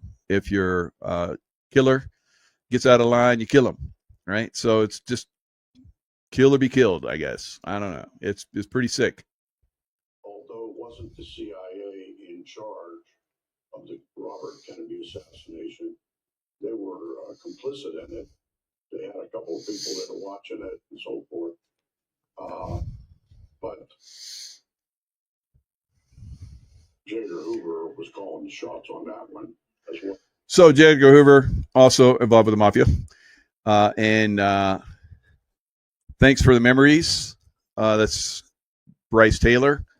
She talks about how J. Edgar Hoover and some of his buddies, because he was gay, like to dress up in dresses. And they would have special dresses for him and his friends at the Nelson Rockefeller parties that they would throw specifically for them. Right? So it's a wacky world out there. They have all kinds of crazy dirt on all these people, and they use it when they need to. As well as the Martin Luther King one. And then, of course, we have Ted Kennedy. Now, Chapter Flake, I guess, was designed to stop him one way or another from being a candidate for president. So he's talking to James Files. James Files on his last days. So he's piecing out Jim Manning, who's speaking here. He's piecing out some of the interview that he did with him. So this is going to be really good. Unfortunately, he was not given, like we were trying to get, immunity from President Trump. But it's just not where he's focused at right now, I guess. So if you look at all of the things that probably James Files is going to, he's already revealed a lot. He's been on, I've done, I think, like five shows with him. He's an incredible revealer of information. I've learned so much from him, and I know he's only given me a sliver of what he's got, right? And all of us, he's only given us a sliver. So if he'd been given full reign, the amount of information that he could have revealed on the Clintons and all kind of crazy stuff would have been unbelievable, right? So I think that Jim Manning got him to reveal, and he's not going to reveal that information until, unfortunately, James Files' death, right? So you can see James Files, he looks very frail. He looks like he's close, unfortunately. But, you never know. I got him on the Lifeway patches, so maybe he's going to last a little bit longer. So they thought he was going to die a long time ago, but he's still kicking it, right? So it can extend your life a lot longer, or it may be just a little bit longer, but every day counts, right? All right, so patriotism unhinged is a great phrase. It's great verbiage, right? So we are patriots, and we're getting to the point where we're about to become unhinged, right? Because all of the lies, deceit, manipulation, and control from the controllers, deep state, is getting us to the point where we're ready to like kick their ass, right? So it is. But fortunately, it seems to be unraveling for them. So I'm kind of happy about that. And can you tell us a little bit about who was involved? Well, I was in Florida down there, and Frank Sturgis came by the house one day, and he said, "Jim, you want to back me up?" I said, "Sure." So I just went out and got in the car and took off. He said, "Let's go." Right. Okay, Frank Sturgis. We've talked about him. This is Frank Sturgis here. He was also military, like James was. Most of the Assassin 40, and then eventually the Assassin 70, because I guess they had a lot of stuff to take care of. They need more than 40. All right, so Frank Sturgis here. Talk about United States Marine Corps, and served on the Colonel Red Mike in the 1st Marine Raider Battalion in Pacific Theater during the Second World War.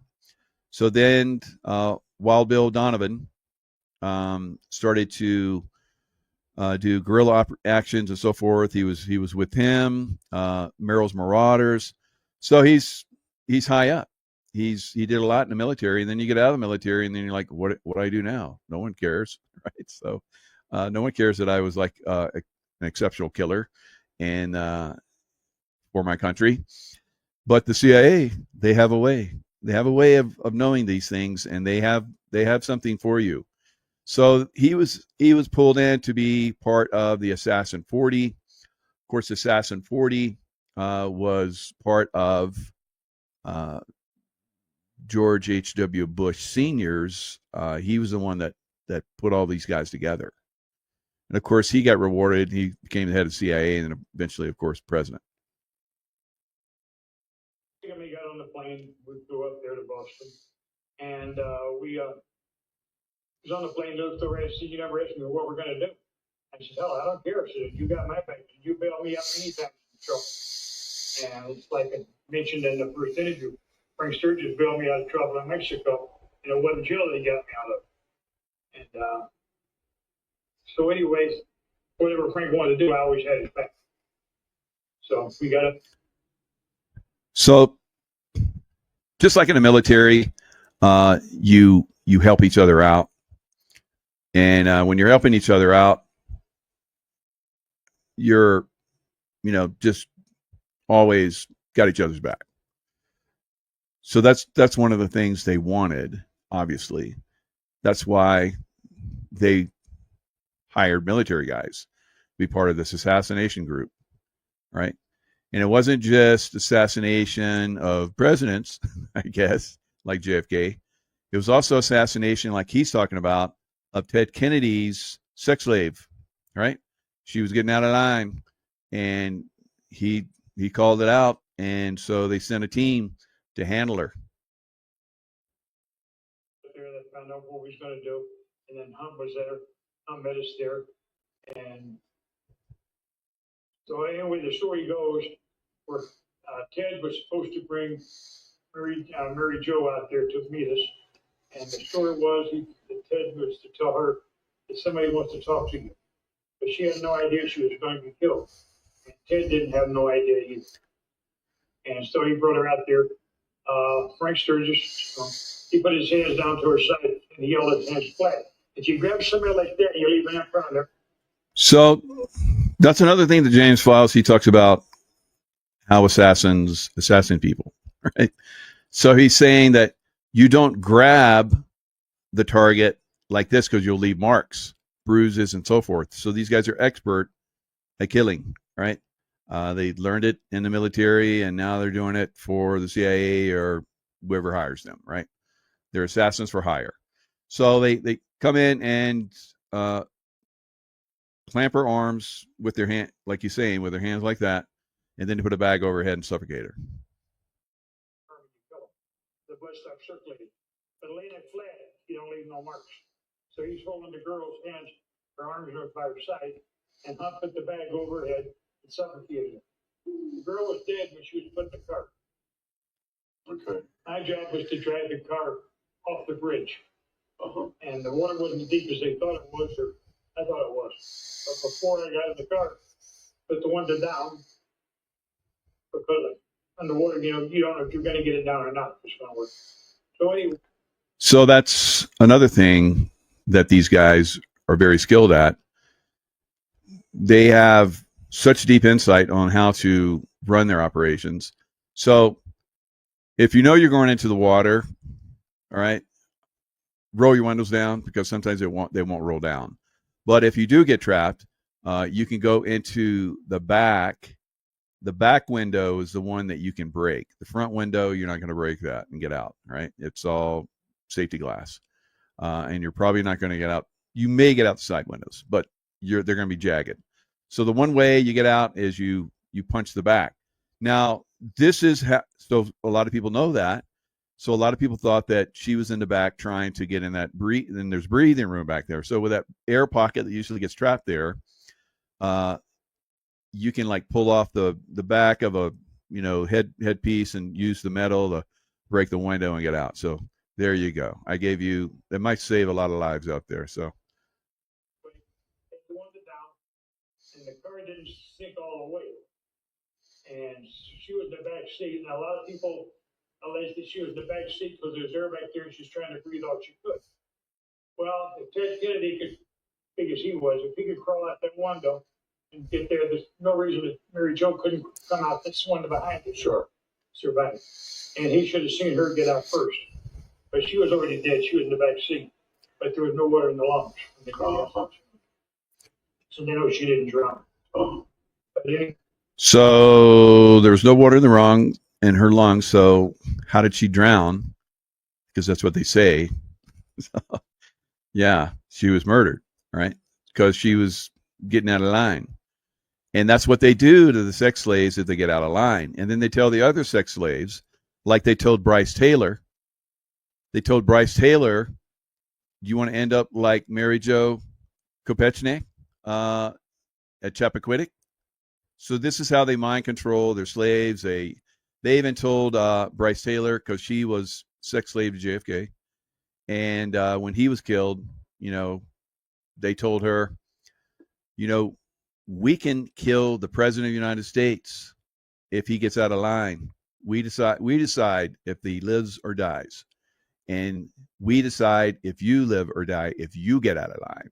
So it's always a mind control for all these people.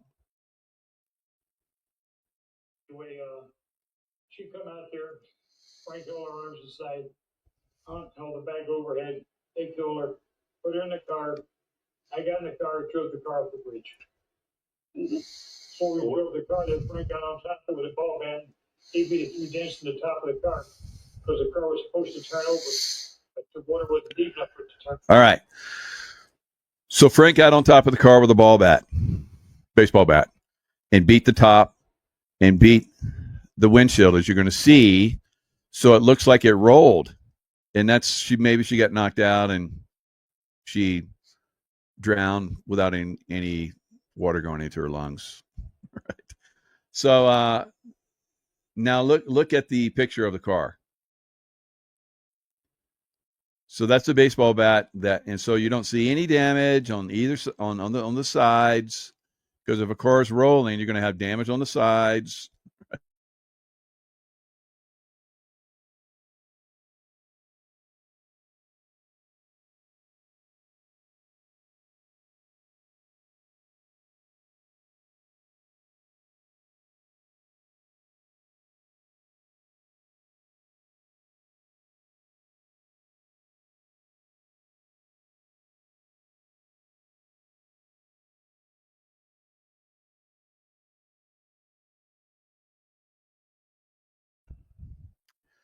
All right, I guess they really didn't like that. They shut me down for a little while there. That's a little okay. You're getting out of line. We're going to shut you down. Kind of like the mind control stuff. They yanked my chain right there. They shut everything down. All right. So anyway, that's what happened there. All right. So that is the story that's one of those instances of a sex slave, and then you have your assassins go in, clean the sex slave, and you have your Senator Kennedy that from that point on, you control him. So every time that he remember every time that he tried to run for president, they'd always bring up Chappaquiddick. Why did you wait so long to go tell everybody that she had drowned? Because those guys had to get off the island, and the ferry didn't come till 6 o'clock, so they had to wait 2 hours. The ferry came, they got on the ferry, they left, and then he could go talk to the sheriffs. That's why it took him so long. All right. So how long have you wondered? For me, I've wondered about that since it happened. I don't know. It's like happened, what, the 60s, whatever. I was a little boy. I was like, that doesn't seem right. It doesn't seem right. I was no dummy. So, but a lot of people are like, oh, yeah, she drowned. No, she didn't drown. She was suffocated. And because she got out of line. And so who else has gotten out of line? Marilyn Monroe. All right. So we're going to go into a lot of this. So the Operation 40 group, if you look at, and they call them, sometimes they're called the Assassin 40. I've talked about this. James Files has talked about this. With the Ole Damagard has talked about this. So a lot of us know this stuff, and we're passing this information on to you. So the Operation 40, all right? 11 December, yeah, it probably happened right on that date, right? No, probably not. But anyway, around that time frame, 1959, Colonel, right? The military is involved. Joseph Caldwell King, chief of CIA's Western Hemisphere Division.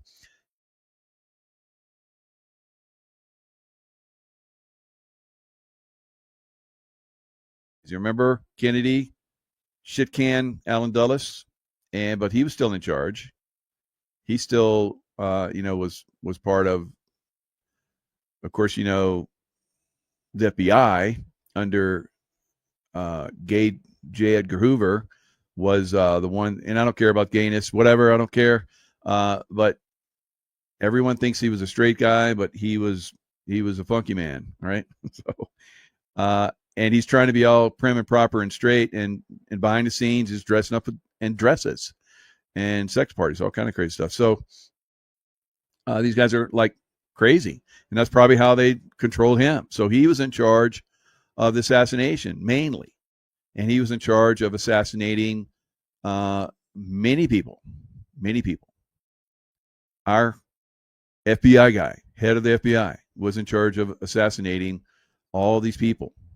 Martin Luther King, JFK, Robert Kennedy, all of these. Of course, they had CIA involvement, but the CIA was mostly watching, and if they needed some help, the CIA would give it, right? So Allen Dulles established Operation 40, the 40 Assassins, right? The group was presided over by Richard Nixon, right? So all these guys are involved in this stuff, guys. George Bush was the one that basically got all these guys. So it says Edward Hoover, and signed November 1963, which reads Mr. George Bush of the CIA. So Bush worked for the CIA to cooperate in funding the nascent anti-Castro groups. Of course, they called it whatever they want. So it says Barry and the boys, the CIA, the mob, and American secret history. So a lot of this stuff has been talked about.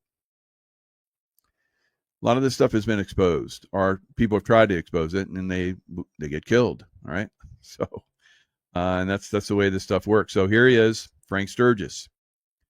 According to Daniel Hopsticker, the following were also involved in Operation 40. Barry Seal, the guy that was flying the plane loads of cocaine and arms and people from the, I guess, I don't know, Central America into Mina Airport. Of course, the Clintons were there during that time frame. So American Made, they did the movie American Made, that was about Barry Seal. Barry Seal, of course, committed suicide by shooting himself twice in the back of the head. But according to James Files, that's not what happened. He was hit by a hail of bullets by a group of assassins. So that's what I said. The assassins get out of line, and they're called in.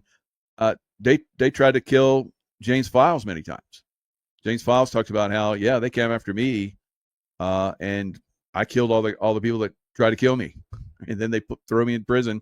And this was Hillary Clinton, because he pissed Hillary Clinton off somehow. And we know the long, kill list of Hillary Clinton. That she was obviously had a lot of control. I've talked about that, how when I was in the CIA, Hillary Clinton came in and restricted our CIA when she was department. Of course, she supposedly killed John because he was going to be the senator of New York. And then she came in and took that position. And then she came into the State Department. She ran for president against Barack Obama. And they're like, no, it's not your time. This is his time. And you're just going to step aside. We're going to give you a cushy job at the State Department. And so that's where she went. And I guess to diss the CIA or get some kind of control, because those of us that were in charge of security, you could not go overseas and not have good security.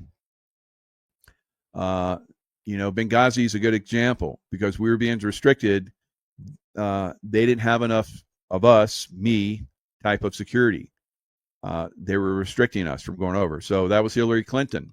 So, and then that happened, and so crazy stuff. So when you know the stuff on the backside, guys, it's how do you get it all out there? It's just so much. So let me get back to focusing on this. All right. So Operation 40.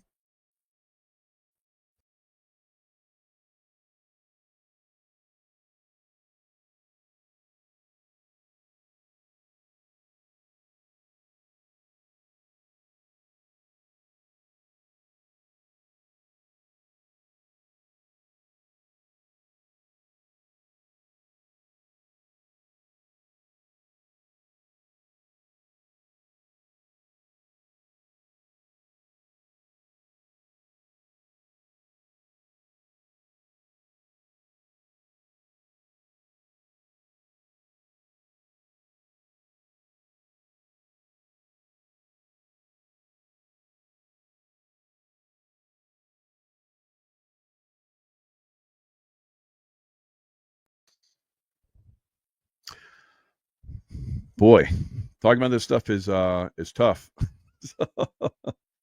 I hope I don't get in trouble for this. All right.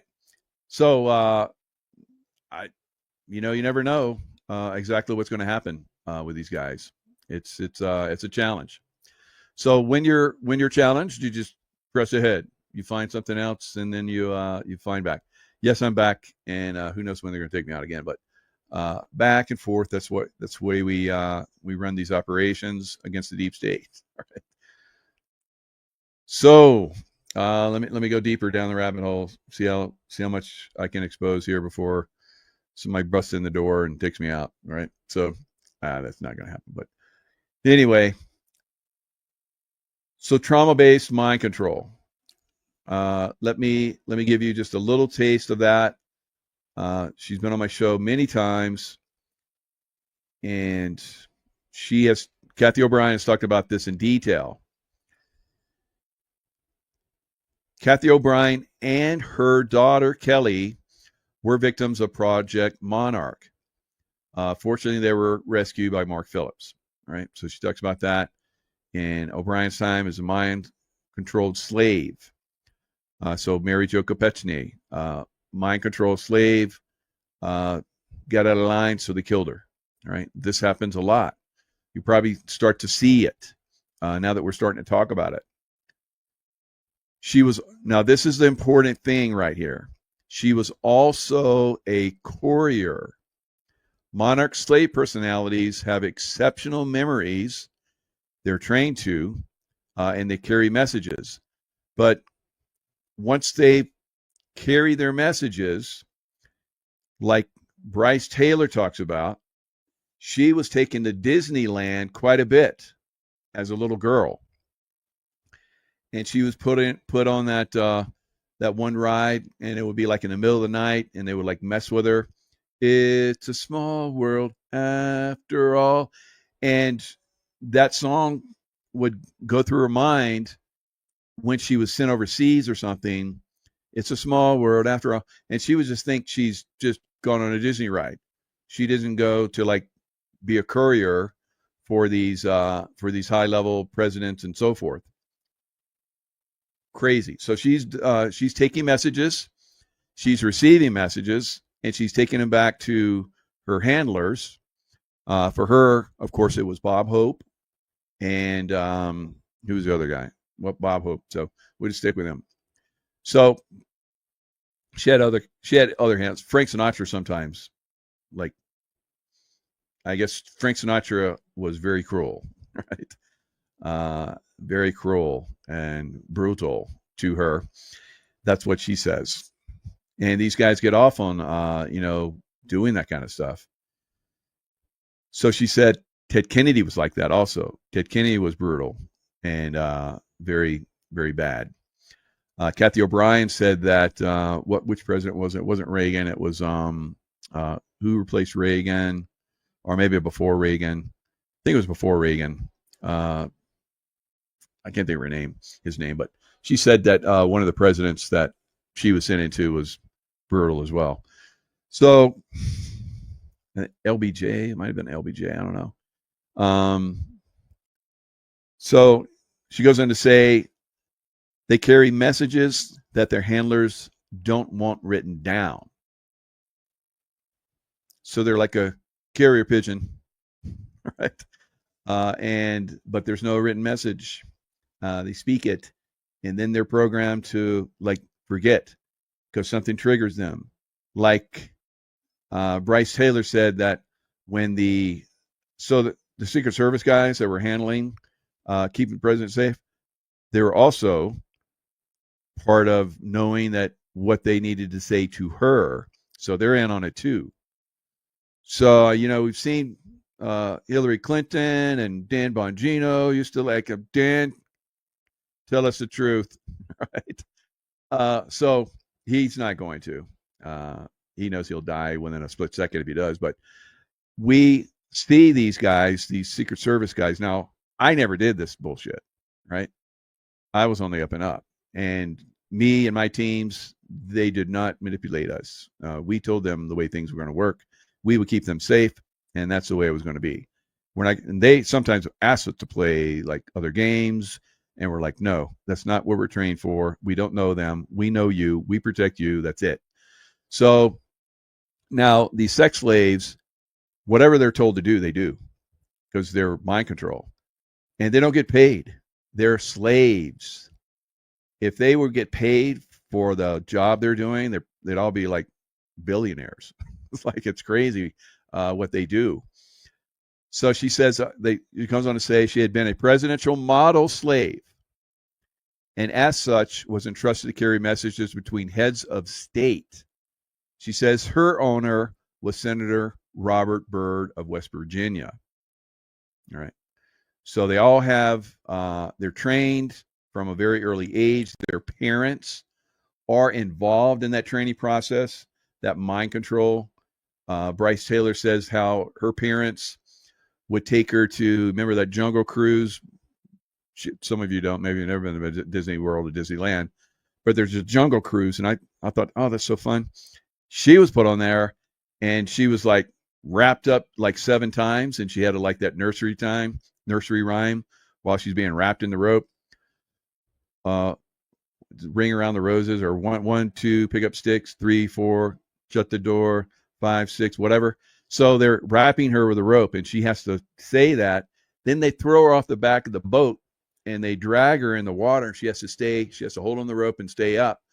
And they tell her, there's alligators on your right, there's alligators on your left. So they're like creating fear and trauma in her. It's like, wow.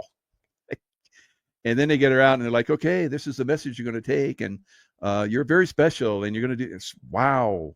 That's how they screw up their minds. They fracture their minds. They compartmentalize their minds in this compartmentalized mind, James Files has the same thing. James Files has unbelievable memory of all the things that he was involved in. So I'm like, how do you remember all this? I even asked him, I said, do you have like special memory training? And he's like, yeah. Like, okay. So, I guess so.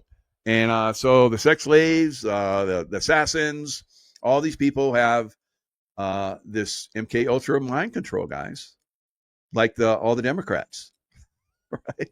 I'm just going to keep throwing those Democrats under the bus, right? Until a few of them wake up. I don't think a lot of them are, all right? So it is what it is. I know a lot of people that were former Democrats, and they've awakened. So it does happen, and I'm working hard to make that happen. Even with them shutting down my internet while I'm running, information. All right, Senator Robert Byrd. He was Kathy O'Brien's handler. So he was not a Grand Dragon, but he was part of the Ku Klux Klan. They admit that, right? Yes, he was a Democrat, because Democrats started the Ku Klux Klan to get black people from voting Republican. So this redistricting stuff that the Republicans are trying to do now, yeah, because you guys have been like doing KKK stuff, trying to like control the vote, and you're like, we do that so that we can have, these black districts, and so we can have white districts. No, we're all Americans. We're not black, white, and all that bullshit. We're Americans first, right? So that's the way the Democrats play these bullshit games. We redistrict so we got our mind control slaves, the blacks and the Hispanics. Now, blacks and Hispanics are like, F you guys. We know you're mind controlling us. We're out. So they're coming out of the Democrat Party on a massive scale. Not that the Republican Party is all that great. It's better, but not much. Same thing. You have to like find good people. Just because they're Republican doesn't make them good. No, not at all. So Robert Byrd. Hillary Clinton expressed admiration for Senator Byrd after his passing in 2010. So yeah, he's a Ku Klux Klan leader, and he's involved. He has a mind control slave. Hillary Clinton probably had some of that. She did, actually. She and Bill were with Bryce Taylor, and probably Robert Byrd sent her to them. So yeah, she's very thankful for his contributions, because she would bring him cocaine and crazy stuff, right? Crazy, cray. So she praised him as a true American original, my friend and mentor, and highlighted his contribution to the Senate and West Virginia. Now, there was, back in the 60s, early 60s, civil rights that was trying to be passed. He opposed that because he's a good KKK guy, right? So he doesn't want blacks to have the vote. He doesn't want blacks to have equal rights. No. But then later, he did. So that's like someone, has sex with a very young minor, right? And then later they're like, trying to help minors in like hospice or something, and not hospice, but what's that one program where they traffic children? It's the that's funded by the governments, right? So child protective custody, whatever, that group services, CPS. So he's like a child, and then he's like, I'm just giving you this example. Now he's like promoting CPS. So he was KKK. Did he ever stop? I don't think so. So he was KKK, and he was against civil rights because that's not what KKK is about. and then he is, so it's okay now. No, these guys are evil, and there's 555 watching, so that's like confirmation, right? What I said was right. 555 watching. All right, so it's a shit show out there, guys, and the whole system has to be exposed. So we get a little bit of, taking. We'll take down the Democrat Party, so there's nothing left, and then we'll start looking at the Republican Party, right? And whatever replaces the Democrat Party should not be another Democrat Party, because that's the way they work this. It's like, oh, look, we defeated the Nazis. Operation Paperclip. The Nazis come to America. Right? So, and they go to Brazil, and they take over Brazil. Don't cry for me, Argentina, where they have all those, Bavarian villages in Argentina. And you ask any Argentinian, and they'll tell you, oh, yeah, the Nazis are there. So they tell you, yeah, but I'm not involved with them. But they're there. And the Perones, Don't Cry for Me, Argentina, they were heavily involved with the Nazis, right? They put them in power, and then the people are like, get them out of there. They're bad. So they found out. New World Germany. That's right. That's pretty much what we're in. So something strange is happening underneath Hollywood. So we're just going to now we're going to take it over to Hollywood, right? We'll take it over to Hollywood. Of course, we've got the singers, we got Frank Sinatra, and we got Bob Hope, who are basically sex slave controllers, right? And we'll go over to Hollywood, and they're controlling Hollywood, like Frank Sinatra controlled Marilyn Monroe. He was her controller, right? And controller like sex slave controller. Wow. All right, so let me give you a little bit, before we jump into that, I'm going to give you a little bit of what Bryce talked about in her book. Thanks for the memories, Bob. Thanks for the memories until we meet again. And now when you hear that, you're going to think about him as a sex control slave, bastardo, and he was a very evil person, right? So Bob sent her to LBJ, Lyndon B. Johnson, right? After Kennedy was assassinated. So she was with the Kennedys. And she and her daughter, just like Kathy O'Brien and her daughter, so they just, it's in the family. They just keep these things going, guys.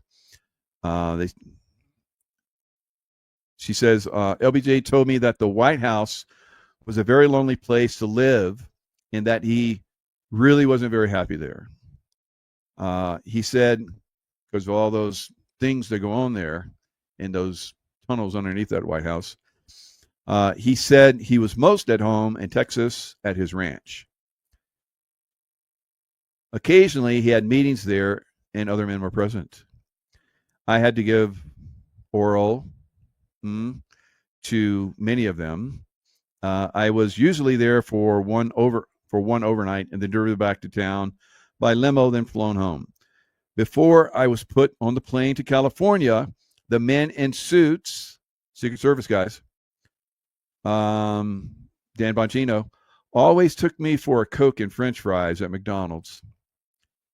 This was part of my programming to believe I was at McDonald's in California, so I wouldn't remember where I really was. The fries and Coke were delicious since my programming required that I was food deprived. So she was starved before, because that's part of her programming, before and during the time of my use as a sex slave, right? Then the men put me on a plane with suggestions to sleep and forget, and that was part of her wipe, her memory wipe. Because of our programming, my mom never noticed I was gone, and neither did I, not until 1991. So this is going on for like decades, where she's being, not decades, but well over a decade, No, she says right here, over 25 years later. So she and her mom didn't even know they were being used. Right? And then she basically, woke up and started having the deprogramming, like Kathy O'Brien. So she talks about Bob Hope, and Henry Kissinger is also was her handler. So she says, by the time I was 18, I was in operation heavily. So she's carrying messages back and forth. She's being used as a sex slave with Bob Hope, California Governor Ronald Reagan. Kathy O'Brien's also talked about how she was involved with Ronald Reagan. She said he was nice compared to the other ones. President Nixon and Henry Kissinger, of course, who was her handler, of course, they partook as well. They all knew I had what they called expanded faculties. So they're in these different, because I think her family was CIA too. And because I've had other women on that talk about how their families were CIA and they turned them into sex slaves as well. Right? Have so many guys. They're trying to come out and tell us. And I appreciate that. And I hope you guys do too. Although I don't have a lot of viewers right now, so this is obviously not a very popular subject. So, for example, during the time Reagan was governor of California, I was flown to Reagan's ranch to have sex with him and deliver him messages. I know this is tough because some of these people we thought were great, and they are great in some ways, right? Then I was flown to the White House to have sex with Nixon and deliver messages from the council. So I've read through a lot of this. I haven't found out who the council is, right? But I think we can kind of guess. The multi-billionaires and so forth. The council was overseeing all this. That would be the Rockefellers and the Rothschild and so forth. They debriefed me after each assignment and reprogrammed me in light of the information I reported. So she was skilled in, like, she would deliver a message like, they want you to do so and so. What do you think? And she would read them. She knew how to read them. Like, I can look at someone, I can read them, right? On an intuitive level, on a physical level, the way they talk, their mannerisms, their eye contact. So I can get a lot of information from people too. Very skilled in these areas. So she talks about that. She talks about how she would remember everything, where they hesitated before they talked, if their voice changed. And if the voice changed, she would report that back, and they were like, they had a problem with that. Okay, now we know how to push, where to push. All right, so, and this could be a process over probably long periods of time. So she is just one sex slave. So you got Kathy O'Brien was another. And I've had many other women on my show that were part of this process too. So out of some of these women didn't know the other ones. And probably none of them did. Probably none of them knew the other ones. It's all compartmentalized. The information they got was compartmentalized.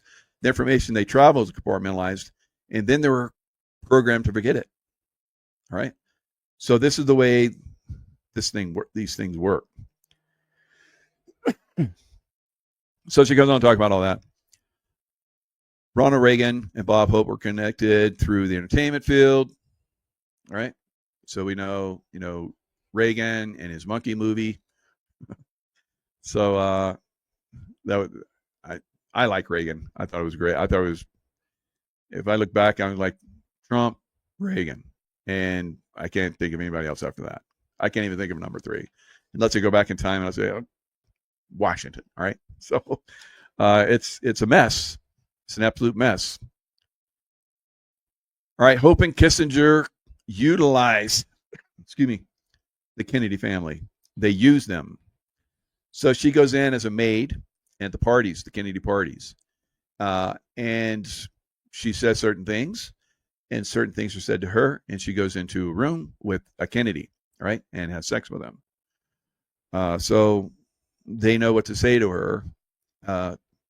She says things. Says, my daughter Kelly was prostituted to the younger Kennedy men. They had lots of boys. The Kennedy boys were taught early how to handle their women.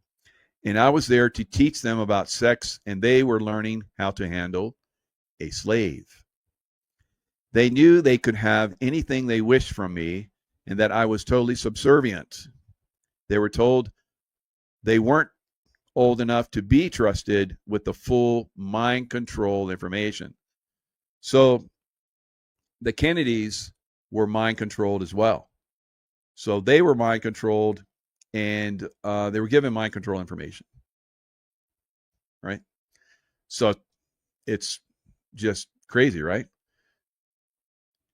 So Kelly and I sometimes work together at the Kennedys. Sometimes Ted liked to have the mother-daughter sex scene that our controllers programmed us to be, right? So all the Kennedy brothers, JFK, Ted, Robert, had sons, and she goes on to talk about how the sons were involved as well. So Joe Kennedy was big in business and had holdings that were well connected. What I overheard was that when their money was connected, it was protected and thereby guaranteed a place in the power structure. But the money, the big money, had to come before a person was accepted. The theory was that if a person could amass money, then it proved they were smart enough. And if they knew how to get it connected, then they were pliable enough. And if they followed through on what was asked of them, they could become rich and famous. So if someone's coming up in the world, they're probably approached by the sex slaves or whatever, and then they're compromised. That was the Jeffrey Epstein stuff. That was the Hugh Hefner stuff. Because remember, Hugh Hefner, his first Playboy centerfold was Marilyn Monroe. Marilyn Monroe was America's darling. And that was a shocker when she posed nude. But that was to get Hugh Hefner involved. So we know now that Hugh Hefner at the Playboy Mansion was basically videoing different people having sex. And then that was used against them, right? We've even had Juan O'Savin talk about how that was used by someone that he knew.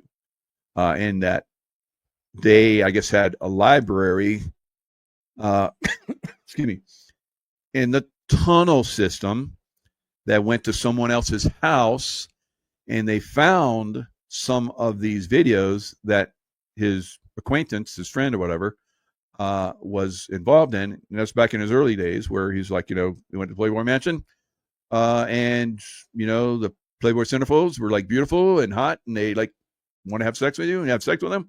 And you didn't know they were being videoed, but later on they're like, yeah, we got video of you having sex, and we're gonna like, now that you're rich and famous, we're gonna control you, right? So I guess even though Hugh Hefner was no longer there, Playboy Mansion is being gutted, I hear. I don't know what's going on there, but and that's how they're finding all the tunnel systems. Even though that was going on, they still had some of these videos stored somewhere. So because they were stored somewhere, they still used them to get money from this guy, right?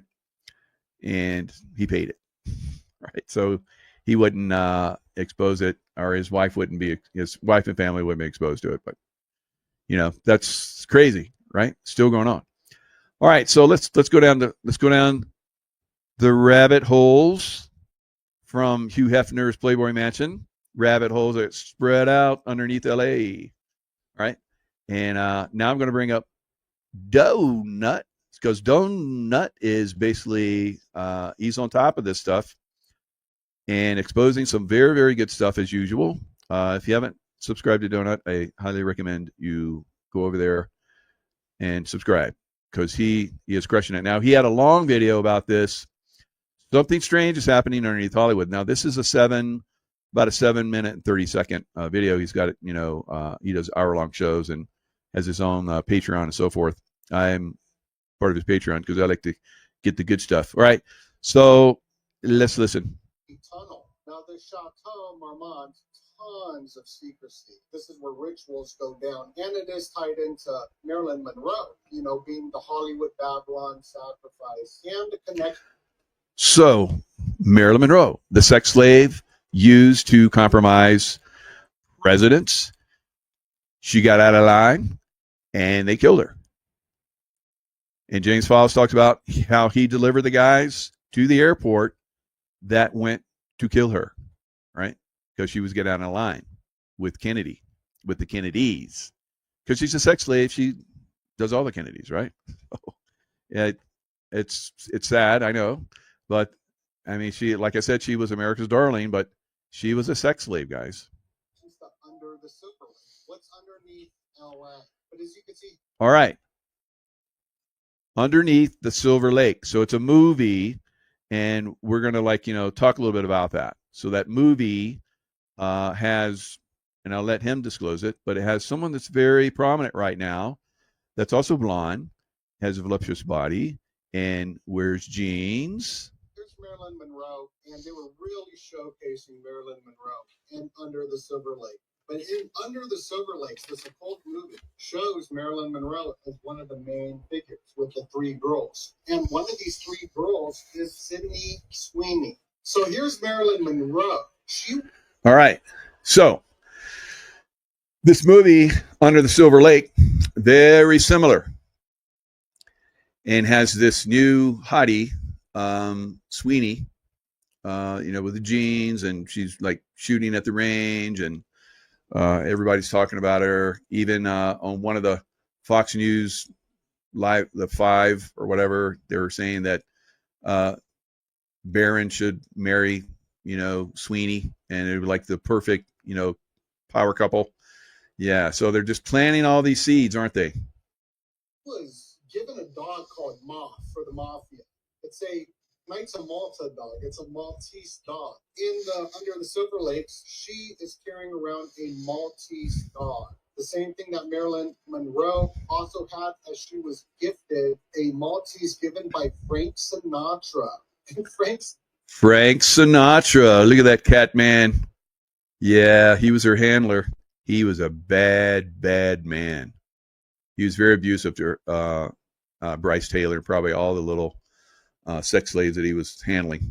Sinatra is literally a Knights of Malta. How a fake French castle became California's scandalous celebrity hangout. It was same-sex attracted pool parties over there. People died. Seems to be ritualistic. I was looking at the Tesla diner because Elon has his boring company. It's straight boring. What it does is they dig these tunnels underneath the ground. Tesla diner's on the same street on Hollywood. It's the heart of Hollywood. And it's just 21 blocks down from the Masonic Lodge. But the Chateau Marmont, having these underground tunnels that were discovered, Britney Spears, this is when she had the ambulance called on her.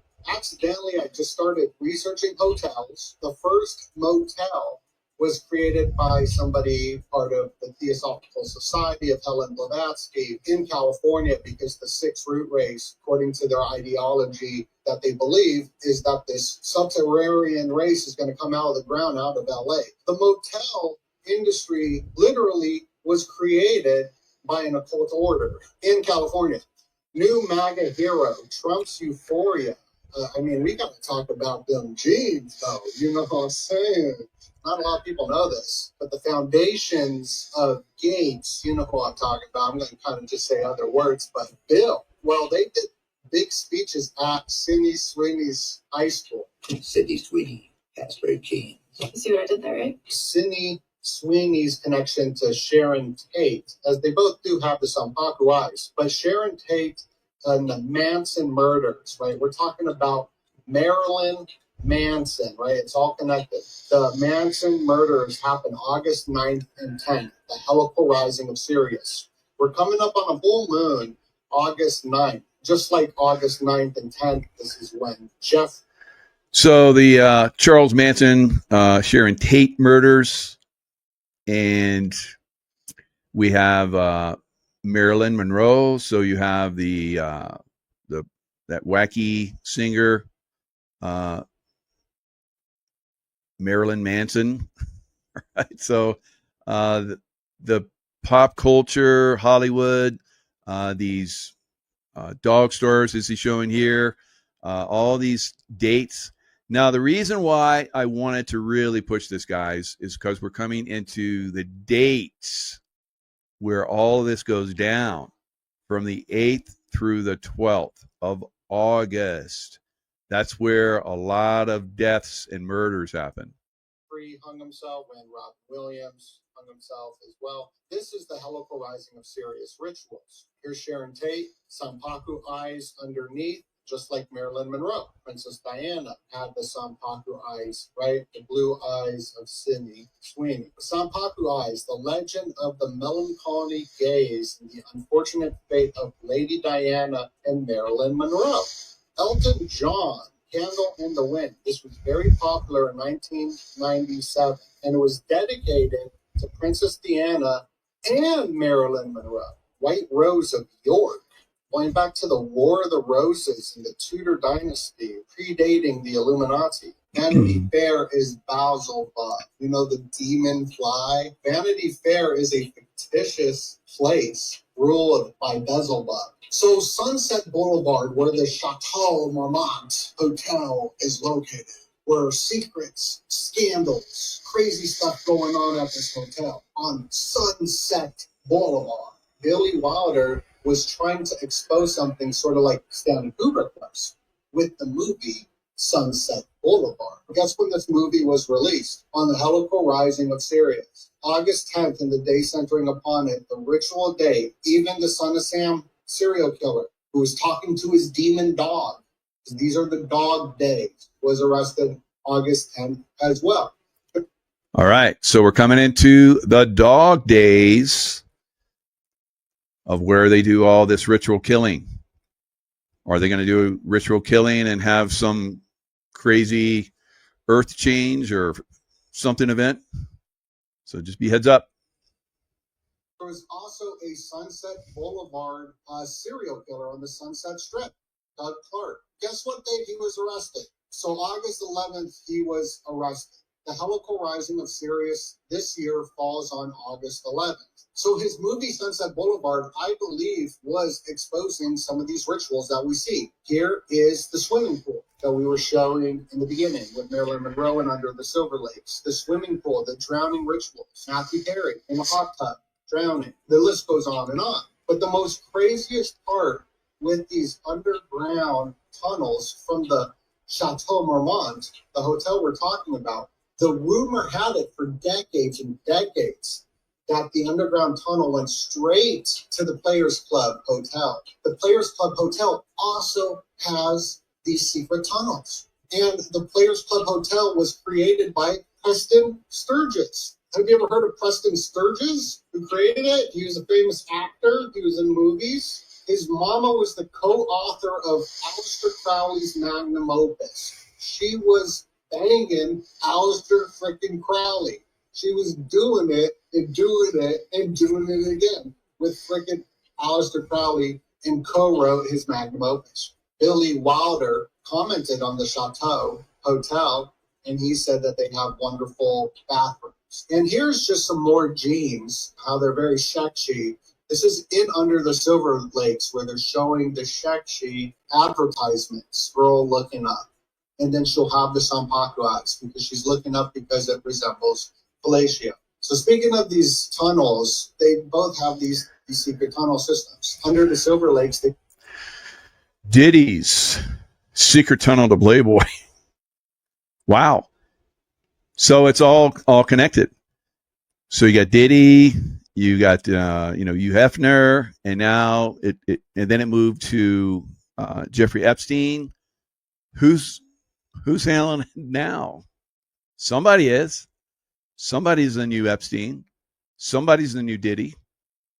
It didn't stop. So who is it? Who's going to be exposed? Are we going to be able to expose them? Or is this stuff going to just keep continuing? show the Playboy magazine. The Wednesday show is going to be good, but you see, she has the Sanpaku eyes. Wednesday is pretty much Odin. It's Woden's day. Inside the infamous Chateau Marmont. That's Natalie Wood was 16 when she was there. The star of Rebel Without a Cause. Rebel Without a Cause is all over Under the Silver Lakes. That's like the guy famous for the blue jeans. Jay-Z and Beyonce wanted to mind at VIPs at secret Oscar party at the Chateau. John Belushi died at the hotel when he was 33. Marvin Gaye, he owed the Chateau $15,000 and then he was assassinated.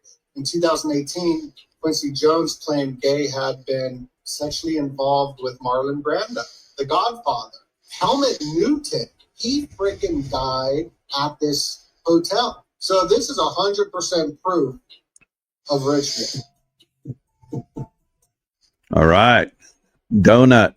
Crushing it. So that's really good. Now let's look at Under the Silver Lake.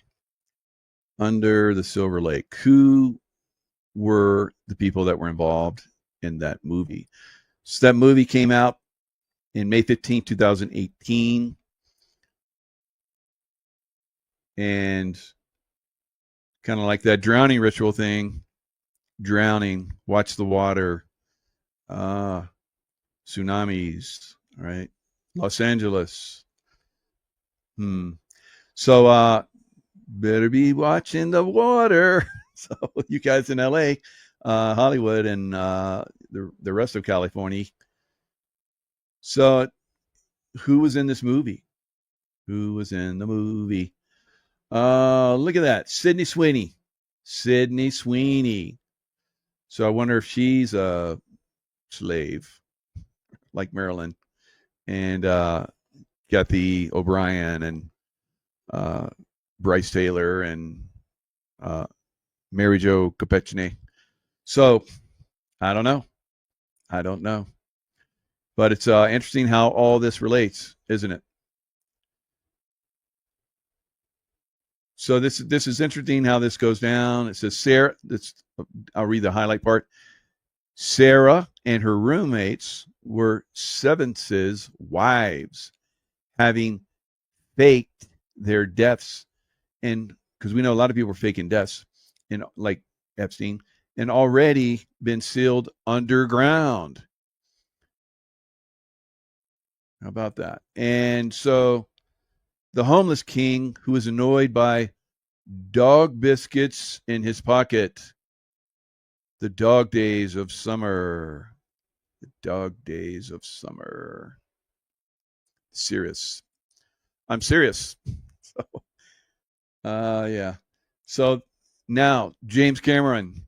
Speaking of Hollywood, Jamie boy, Jamesy, Cameron, Terminator, and remember the Terminator movies? Arnold Schwarzenegger. I'll be back. And I guess he's talking AI. It's like, remember that if they weaponize AI, we're going to get Terminator stuff. Yeah. Sounds like we're going to have to like do away with AI at some point. We need a solar flash. We're going to need a solar flash. So I wonder if those aliens that are coming in on that supposed comet that the military already knows about, I guess they've known about it for years. So is that the good military knew about it or the bad military or both? Maybe both. I say both, right? Because the bad military was going to use it, but the good military and the white hats have been exposing it. And now they probably won't have, like they did for COVID, half the people brainwashed into believing that it was good. So 80% got vaccinated. I don't see 80% falling for a fake alien invasion. They might try and pull it off. They might try some stuff, but I don't think it's going to work out. There'll be people laughing. We know that's fake, all right, but not all of it. All right, so he's saying humans are fallible.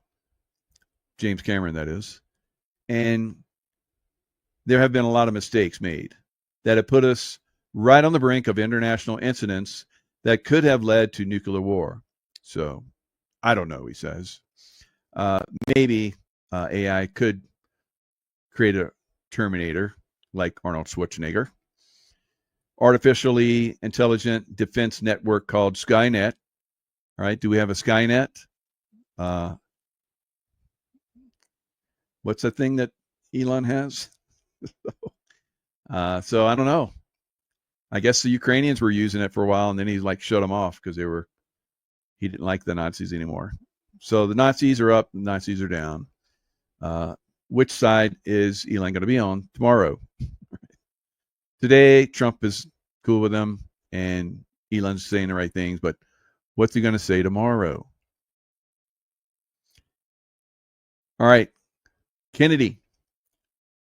Another Kennedy. Is this a good Kennedy? I think so. He's going to make up for all the other bullshit that's been going on. So he says, Secretary RFK Jr. dropped a mega bombshell on Tuesday when he announced that BARDA will be canceling 22 mRNA vaccine development contracts, saving taxpayers about $500 million in the process. This move delivered a major blow to the biomedical industrial complex. So the Nazi medical industrial complex just got hammered. He suggested the COVID-19 shots marketed as safe and effective could, we all know it did, cause the virus to mutate more quickly and extended the pandemic altogether. The mRNA vaccine platform paradoxically encourages new mutations and can actually prolong pandemics as the virus constantly mutates to escape the protective effects of the vaccine. Millions of people, maybe even you or someone you know, caught the Omicron variant despite being vaccinated. That's because a single mutation can make mRNA vaccines ineffective. But because your immune system is now compromised and it's only going to fight that one strain of vaccine or virus, then when that virus mutates, you need another vaccine, another mRNA vaccine.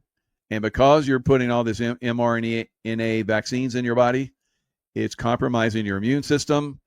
It's cruddying up your heart, your liver, your blood vessels, and you're going to die, right?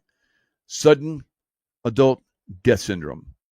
SADS. It's all sad, right? Some people don't understand that it's sad because of the vaccine. Just like the SIDS. How many of those poor little infants were probably killed because of vaccines? Probably almost all of them, all right? And now adults are being killed by those vaccines. So now we're still vaccinating children with this disgusting mRNA vaccine. Does not work. And fortunately, we have somebody that's on our side for a change that's shutting them down. So that's a pretty, now that they're being shut down, and he's talking about how they're compromising immune systems, causing cancer and all that kind of stuff. Is that going to open up lawsuits? I think so. So that'll destroy a lot of those Pfizer and Johnson & Johnson and all those other companies that push that death shot.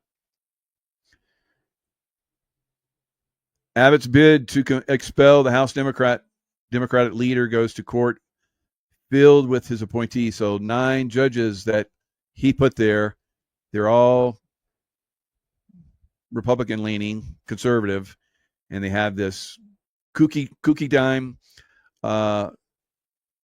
Democrat that was in charge. I guess his name is Lou or Wu, something like that.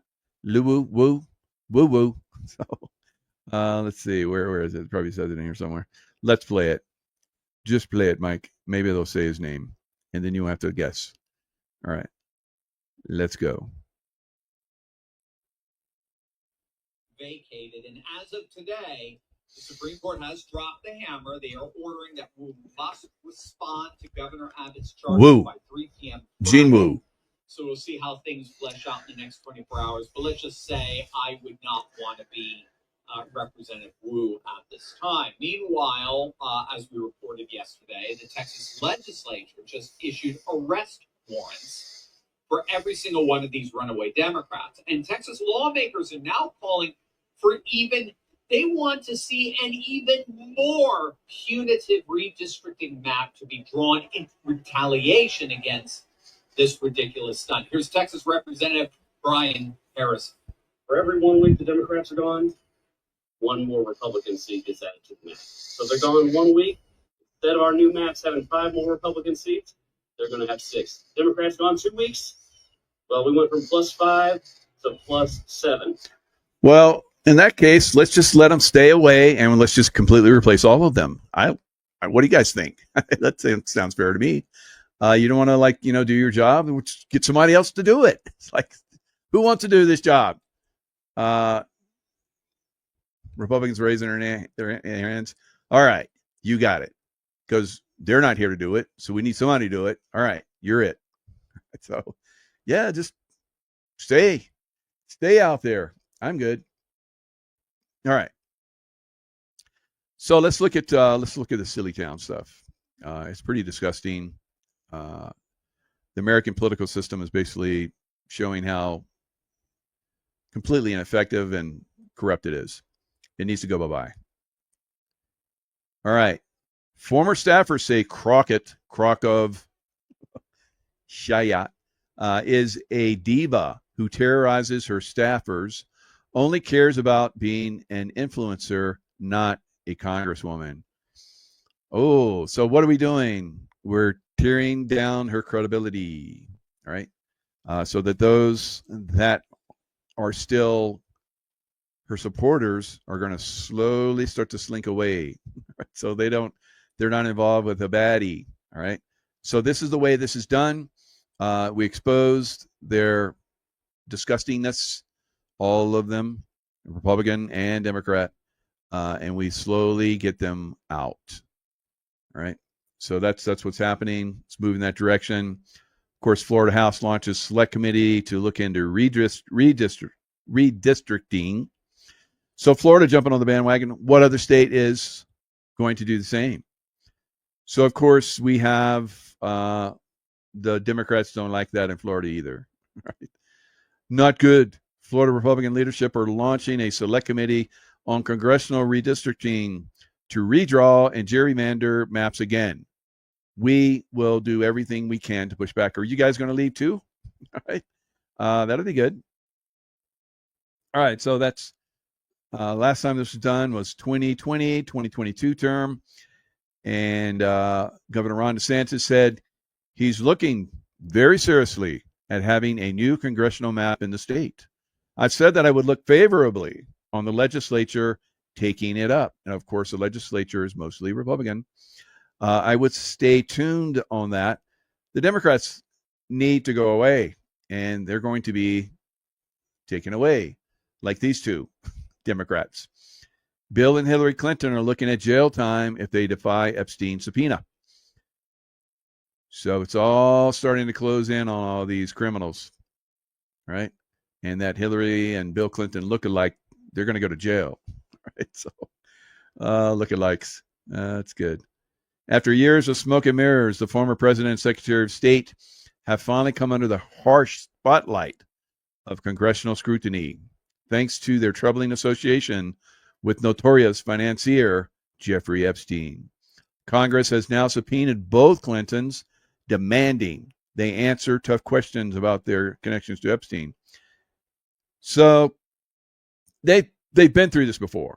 Whitewater should have taken them down. It didn't. Will this be the thing? Okay. President Trump announced his replacement for vacancy on the Federal Reserve Board. Not the one we like, but one of the governors is resigning. And he's going to replace them with somebody that's good. All right. So slowly but surely.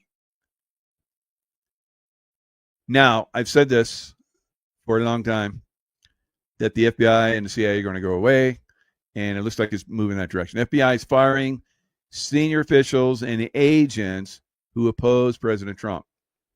So if you turn the FBI into a political, cancerous machine, we have to cut it out, because that's what we do with cancer. We cut it out, right? So they're going to get cut out. They're going to get cut away. Bye-bye. All right. So nothing new. That's all good. So much good stuff. It's so good to be a reporter in these times. All right. All right. So now we're having basically ICE they're forming a military group, which is taking out these people that want to destroy America and have been destroying America, causing a lot of problems. So this is a good thing. So let's look at this. Wow. Hard to believe, we're living in these times, but here we go. We've talked about it. We talked about how the military was going to have to get involved, but they're making a military, and it's called ICE. So that way they can get around with knocking the hell out of these people. Whoop, that's not the one. That's the one I want to show you in a little bit. All right. Share screen. Make sure I got the right one. Here we go. All right. Jesse Waters. Watch the water.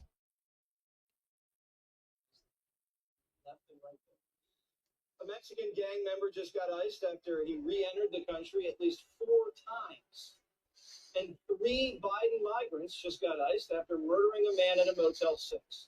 2 of them came in using Biden's open table app for illegal, and the other was just caught and released into the country.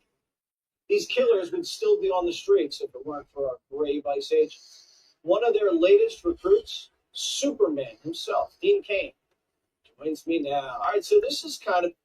So there you go. Superman is going to be an ICE agent. So what else? Who else you going to get? A big deal for you and your career. What are you going to be doing at ICE? Well, let me go back a minute here, Jesse. This is all your fault, by the way. Yeah. I'll explain why.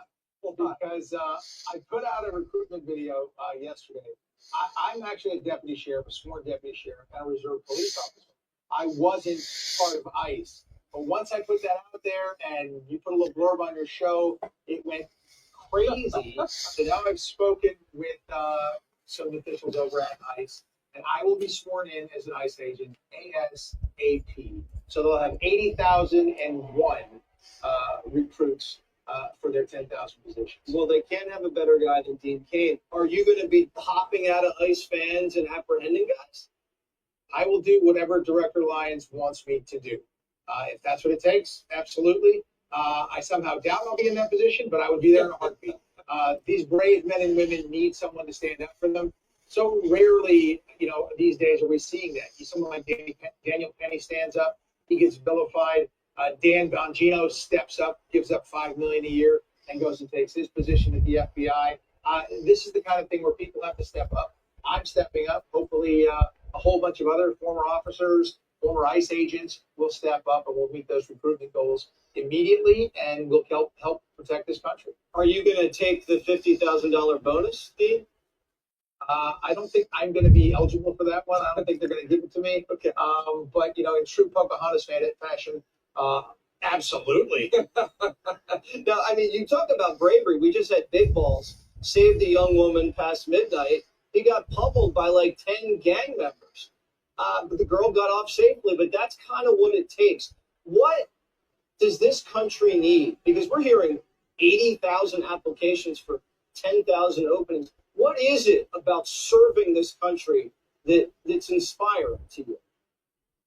It always has been for me. It's the reason I became a police officer during that time when everyone was trying to defund the police. That's when I stepped up and joined, because it makes no sense to me. It's totally insane. And this country was built on patriots stepping up, whether it was popular or not, and doing the right thing.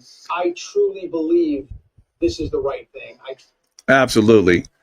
And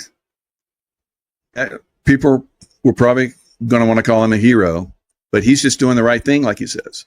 So I'm not trying to be a hero. I'm just trying to do the right thing. And every other man in America should be doing the same thing. Just do the right thing. It'll make a huge difference going forward, right? So in Antarctica. So I believe that we used to have a dome around the earth, and it was protective, and it created Eden, right? And then there was a war and a control for the earth during the Atlantean times, and it was shattered, and then that dome went to the polar regions. Now there's an ancient river landscape preserved beneath the East Antarctic ice sheet. They're saying it's 34 million years old. I don't think so. All right. So let's look at this. So this is the way, through ground penetrating radar, because they're taking into account the long glaciation. Now, if you take into account my idea of when there was a dome, ether dome, and that was collapsed, then it's only maybe 12 to 15,000 years ago, and I believe that's what it is. Extensive fluvial surfaces at the East Antarctica margin have modulated ice sheet evolution. So they have all these pictures and graphs and what they believe this is.